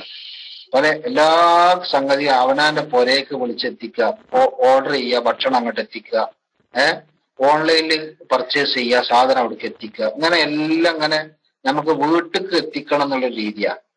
ജുമാ നിസ്കാരം കഴിഞ്ഞിട്ട് ആ നിസ്കാരത്തിൽ വരുന്ന അബദ്ധങ്ങളും കാര്യങ്ങളൊക്കെ ഒന്ന് ആൾക്കാർ തിരുത്താൻ വേണ്ടിയിട്ട് 2 വാക്ക് പറഞ്ഞു കൊടുക്കാന്ന് വെച്ചിട്ട് ഉസ്താദ് നീച്ചെന്നാല് അപ്പൊ എല്ലാരും നീച്ച് പാഞ്ഞ് എന്തേ ഓൾക്ക് ഞവും വേണം പെരേക്ക് എത്തിച്ചു കൊടുക്കുക. അടുക്കോ? അതാണ് ഇപ്പോഴത്തെ പ്രശ്നം. ആളുകൾ ഇത്തരം വിഷയങ്ങളൊന്നും പഠിക്കാൻ തൽപരരല്ല. പഠിക്കാൻ താല്പര്യമുള്ള ചെറിയൊരു വിഭാഗമുണ്ട്, അവര് പഠിക്കണുണ്ട്, അവരെ തെറ്റ് തിരുത്തണുണ്ട്. അല്ലാത്തവരിപ്പോ ഇത് പഠിക്കാൻ താല്പര്യം ഇല്ലെങ്കിൽ എന്ത് ചെയ്യാനാ? പടച്ചോന്റെ കോടതി ചെന്നിട്ട് അത് നിനക്ക് അറിയില്ലേന്ന് പറഞ്ഞാൽ നടക്കൂല. അപ്പൊ പടച്ചോൻ ചോദിക്കുമല്ലോ, നിന്റെ നാട്ടിലെ പള്ളിയിൽ നിസ്കാരം കഴിഞ്ഞിട്ട് നീച്ചുന്നില്ലേന്നോ? 2 വാക്ക് പറയാൻ അപ്പൊ കേൾക്കാൻ നേരം ഉണ്ടായില്ലേ എന്ന് വെച്ചാൽ എന്താ പറയാ? അപ്പൊ അത് കേൾക്കാനോ വിഷയങ്ങൾ മനസ്സിലാക്കാനോ ഒന്നും ആളുകൾക്ക് താല്പര്യമില്ല. അങ്ങനെ താല്പര്യമില്ലാത്ത ആളുകൾ അങ്ങനെ നിസ്കരിച്ചുകൊണ്ടിരിക്കുന്നുണ്ട്. അത് തിരുത്താപ്പ നമ്മളെ മുമ്പിൽ എന്താ വഴിയുള്ളത്? പറഞ്ഞു കൊടുക്കാൻ പറ്റിയ ഒരു അവസരം ഉണ്ടെങ്കിലല്ലേ പറഞ്ഞു കൊടുക്കാൻ പറ്റുള്ളൂ. അപ്പോ അങ്ങനെയുള്ള അവസരങ്ങള് പഠിക്കണമെന്ന് താല്പര്യമുള്ള ആളുകൾക്ക് കിട്ടുന്നുണ്ട്, അവരത് ഉപയോഗപ്പെടുത്തുന്നുണ്ട്. അല്ലാത്ത ആളുകൾ ആ തെറ്റങ്ങനെ ചെയ്തുകൊണ്ടിരുന്നാല് ചിലപ്പോ ജമാഅത്തിന്റെ കൂലി അതുകൊണ്ട് കിട്ടൂല എന്നാണ് കർമ്മശാസ്ത്ര പണ്ഡിതന്മാരൊക്കെ പറയുന്നത്. അപ്പൊ ജമാഅത്തിന്റെ കൂലി കിട്ടണോ? അല്ലെങ്കിൽ ഇനി കൂലി കിട്ടിയാൽ തന്നെ കൂലി കിട്ടൂല എന്ന് പറയുന്നത് ജമാഅത്തുമായി ബന്ധപ്പെട്ട കറാഹത്ത് വന്നാൽ ജമാഅത്തിന്റെ കൂലി ഒരിക്കലും കിട്ടൂല. ഒരു കൂലിയും ജമാഅത്തിന് കിട്ടൂല. അതേ സ്ഥാനത്ത് കറാഹത്തൊന്നും വന്നില്ല, ഒരു സുന്നത്തായ കാര്യം ഒഴിവാക്കി, അതിന്റെ ശരിയായ രീതിയിൽ നിന്ന് ഒഴിവാക്കി എന്നാൽ ജമാഅത്തിന്റെ കൂലിക്ക് കോട്ടം വരും, തീരെ കൂലി കിട്ടൂല എന്ന് പറയാൻ വയ്യ. Okay, white.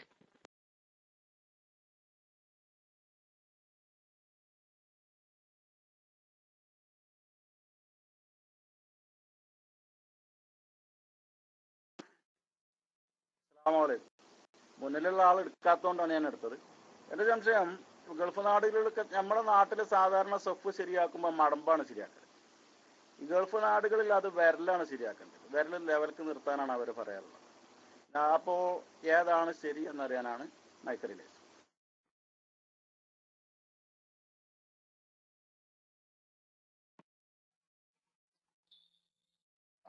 നിസ്കാരത്തില് സൊഫ് ശരിയാക്കേണ്ടത് ചുമല് ഒപ്പിച്ചോണ്ടാ, ഷോളർ കേട്ടോ, ഷോളർ ഒപ്പിച്ചുകൊണ്ടാണ് നിസ്കാരത്തിന്റെ സൊഫ് ശരിയാക്കേണ്ടത്. പക്ഷെ ഇനി നിങ്ങൾ ഒന്ന് രണ്ടാളെ കൂടെ നിന്ന് നോക്കുക. ഈ ഷോളർ ലെവല് വരുന്നത് വിരൽ ഒപ്പിക്കുമ്പോഴാണോ അതല്ല മടമ്പ് ഒപ്പിക്കുമ്പോഴാണോ? എപ്പോഴാ വരിക? ഷോളർ ലെവലാക്കള് എവിടെ ഒപ്പിച്ചാലാ? മടമ്പ് ഒപ്പിച്ചാലേ ലെവലാകുള്ളൂ കേട്ടോ. അതുകൊണ്ടാണ് മടമ്പ് ഒപ്പിക്കണം എന്ന് പറയുന്നത്.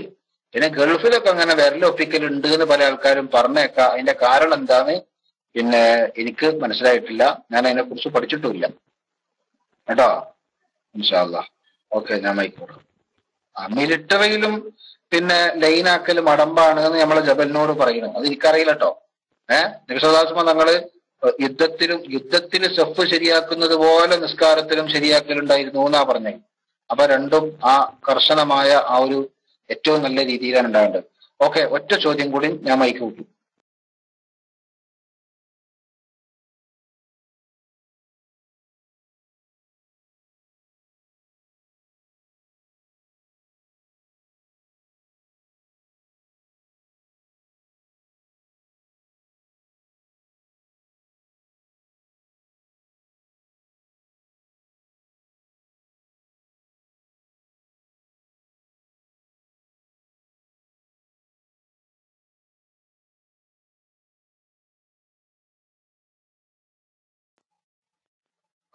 അദ്ദേഹം മൈക്ക് എടുക്കണില്ല എന്നാണ് തോന്നുന്നത്. അതുകൊണ്ട് ഇൻഷാ അല്ലാഹ് തൽക്കാലം അവസാനിപ്പിക്കാം അല്ലേ? ഈ ചോദ്യം ഉണ്ടോ സംസം? സമയം വളരെ വൈകി, 2:30 കഴിഞ്ഞു. ക്ലാസിന്റെ സമയം ഞാൻ നിശ്ചയിച്ചിരുന്നത് 1 മണിക്കൂറാണ്. ഓക്കെ, ഒറ്റ ചോദ്യം കൂടി.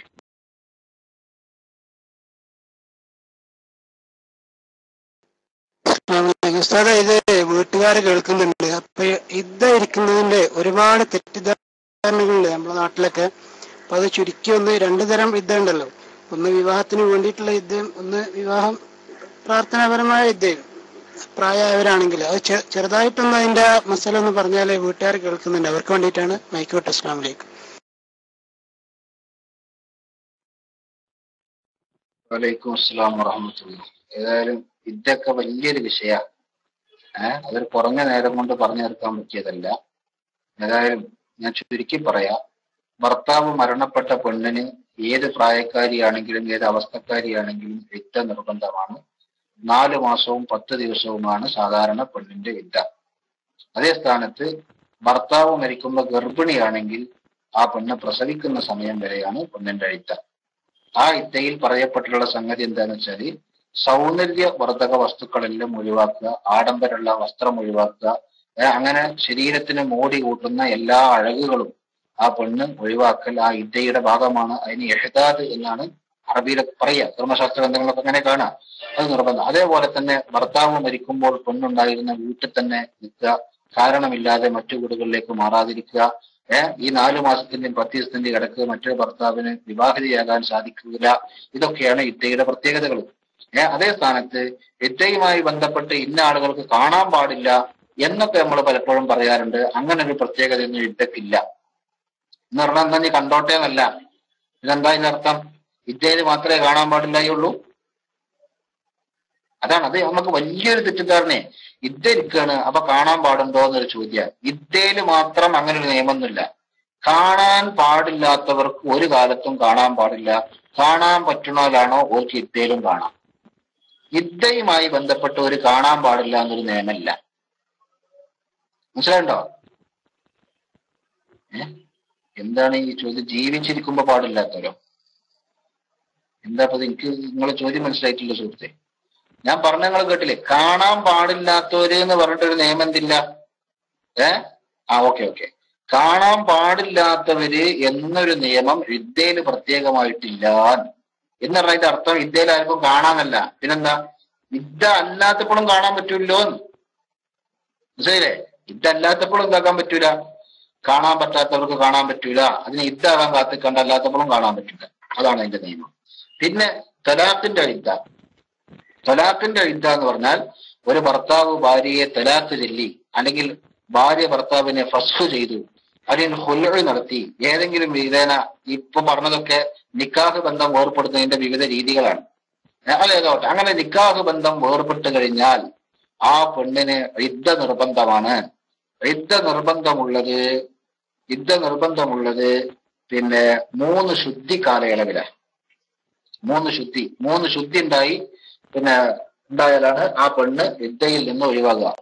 അതുവരെ ആ പെണ്ണിന് ഇദ്ദ നിർബന്ധമാണ് എന്നതിന്റെ അർത്ഥം ആ ഇദ്ദ കാലയളവിൽ ഭർത്താവിന്റെ സംരക്ഷണയിലാണ് പെണ്ണ് ജീവിക്കേണ്ടത്. ആ കാലയളവ് കഴിയുന്നത് വരെ പുതിയൊരാളുമായി വിവാഹാന്വേഷണം നടത്തുകയോ വിവാഹം ഉറപ്പിക്കുകയോ വിവാഹം ചെയ്യുകയോ ഒന്നും ഉണ്ടാകാൻ പാടില്ല. അതൊക്കെയാണ് ആ പറഞ്ഞതിന്റെ അർത്ഥം. ഇദ്ദ കാലയളവിൽ ഭർത്താവിന്റെ സംരക്ഷണയിലാണ് പെണ്ണ് കഴിയേണ്ടത്. മനസ്സിലായോ? അതാണ് തലാഖിന്റെ ഇദ്ദ എന്ന് പറഞ്ഞാല്. മാത്രല്ല, തലാഖിന്റെ ഇദ്ദയുടെ ശാസ്ത്രീയ വശം പരിശോധിച്ചിട്ട് ഈ അടുത്ത് ബ്രിട്ടനിൽ നിന്ന് ഒരു ജൂതനായ ശാസ്ത്രജ്ഞൻ ഇസ്ലാം സ്വീകരിച്ചിട്ടുണ്ട്. നിങ്ങൾ പലരും വായിച്ചു കാണോ അതിന്റെ ന്യൂസ് അല്ലെ? എന്താ അതിന്റെ കാരണം എന്നറിയോ? 1500 കൊല്ലം മുമ്പ് ഇറങ്ങിയ പരിശുദ്ധ ഖുർആനിൽ അല്ലാഹു തആല പഠിപ്പിക്കുകയാണ്, 3 ശുദ്ധി കഴിയുന്നത് വരെ ഒരു ഭർത്താവിന്റെ ഭാര്യയായ പെണ്ണ് 3 ശുദ്ധി കഴിയുന്നത് വരെ ഇദ്ദ ഇരുന്നതിന്റെ ശേഷം മറ്റൊരു പുരുഷന് വിവാഹിതയാകാൻ പാടുള്ളൂ. അപ്പോ ഇത് ഈ ജൂതനായ സയന്റിസ്റ്റിനെ വല്ലാതെ ഞെട്ടിച്ചു എന്നാ പറഞ്ഞത്, വല്ലാതെ ആകർഷിച്ചു അത്. കാരണം അദ്ദേഹത്തിന്റെ പഠനത്തിൽ അദ്ദേഹം കണ്ടെത്തിയത് എന്താണെന്നറിയോ? അദ്ദേഹം കണ്ടെത്തിയത് ഒരു പെണ്ണിലേക്ക് തന്റെ ഭർത്താവിൽ നിന്ന് അഥവാ ഒരു പുരുഷനിൽ നിന്ന് ആ പെണ്ണ് സ്വീകരിക്കുന്ന ലൈംഗിക ബന്ധത്തിലൂടെ സ്വീകരിക്കുന്ന ലൈംഗിക കണങ്ങൾ ആ പെണ്ണിന്റെ ശരീരത്തിലെത്തിയാൽ ആ ശരീരത്തിൽ നിന്ന് ലൈംഗിക കണങ്ങൾ പുറത്തേക്ക് പോകുന്നത് ആർത്തവത്തിലൂടെയാണ്. പക്ഷേ ഒരിക്കൽ സ്വീകരിച്ച ലൈംഗിക കണങ്ങൾ ഒരു ആർത്തവത്തിലൂടെ പുറത്തേക്ക് പോകുന്നത് 33% മാത്രമാണ്. അതുകൊണ്ട് തന്നെ 30-35% മാത്രം പുറത്തേക്ക് പോകും. അപ്പോ ഒരു പെണ്ണ് ഒരു പുരുഷനിൽ നിന്ന് സ്വീകരിച്ച ലൈംഗിക കണങ്ങളിൽ നിന്ന് ആ പെണ്ണിന്റെ രക്തം പൂർണ്ണമായും ശുദ്ധീകരിക്കപ്പെടുന്നത് 3 ആർത്തവങ്ങളിലൂടെയാണ്.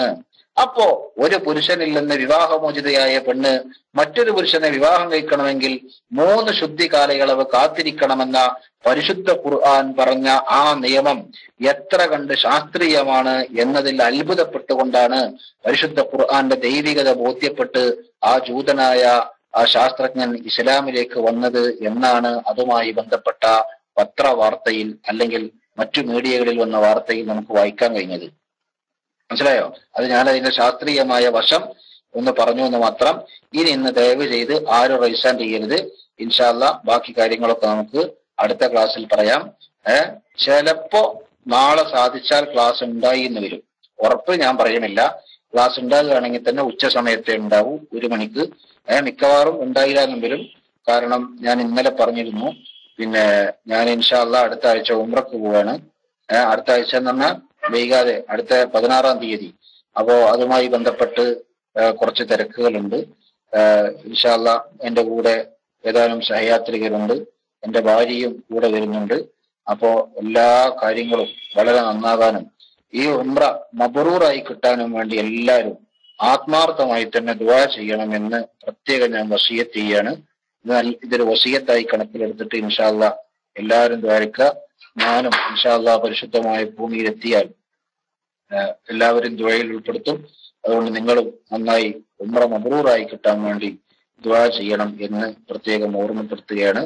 അത് ആ യാത്രയുമായി ബന്ധപ്പെട്ട് ഇനി ഒരു നമ്മുടെ തുടർച്ചയായ ഒരു ക്ലാസ് എടുക്കല് സ്വാഭാവികമായും ബുദ്ധിമുട്ടായിരിക്കും എന്ന് എല്ലാവർക്കും അറിയാലോ.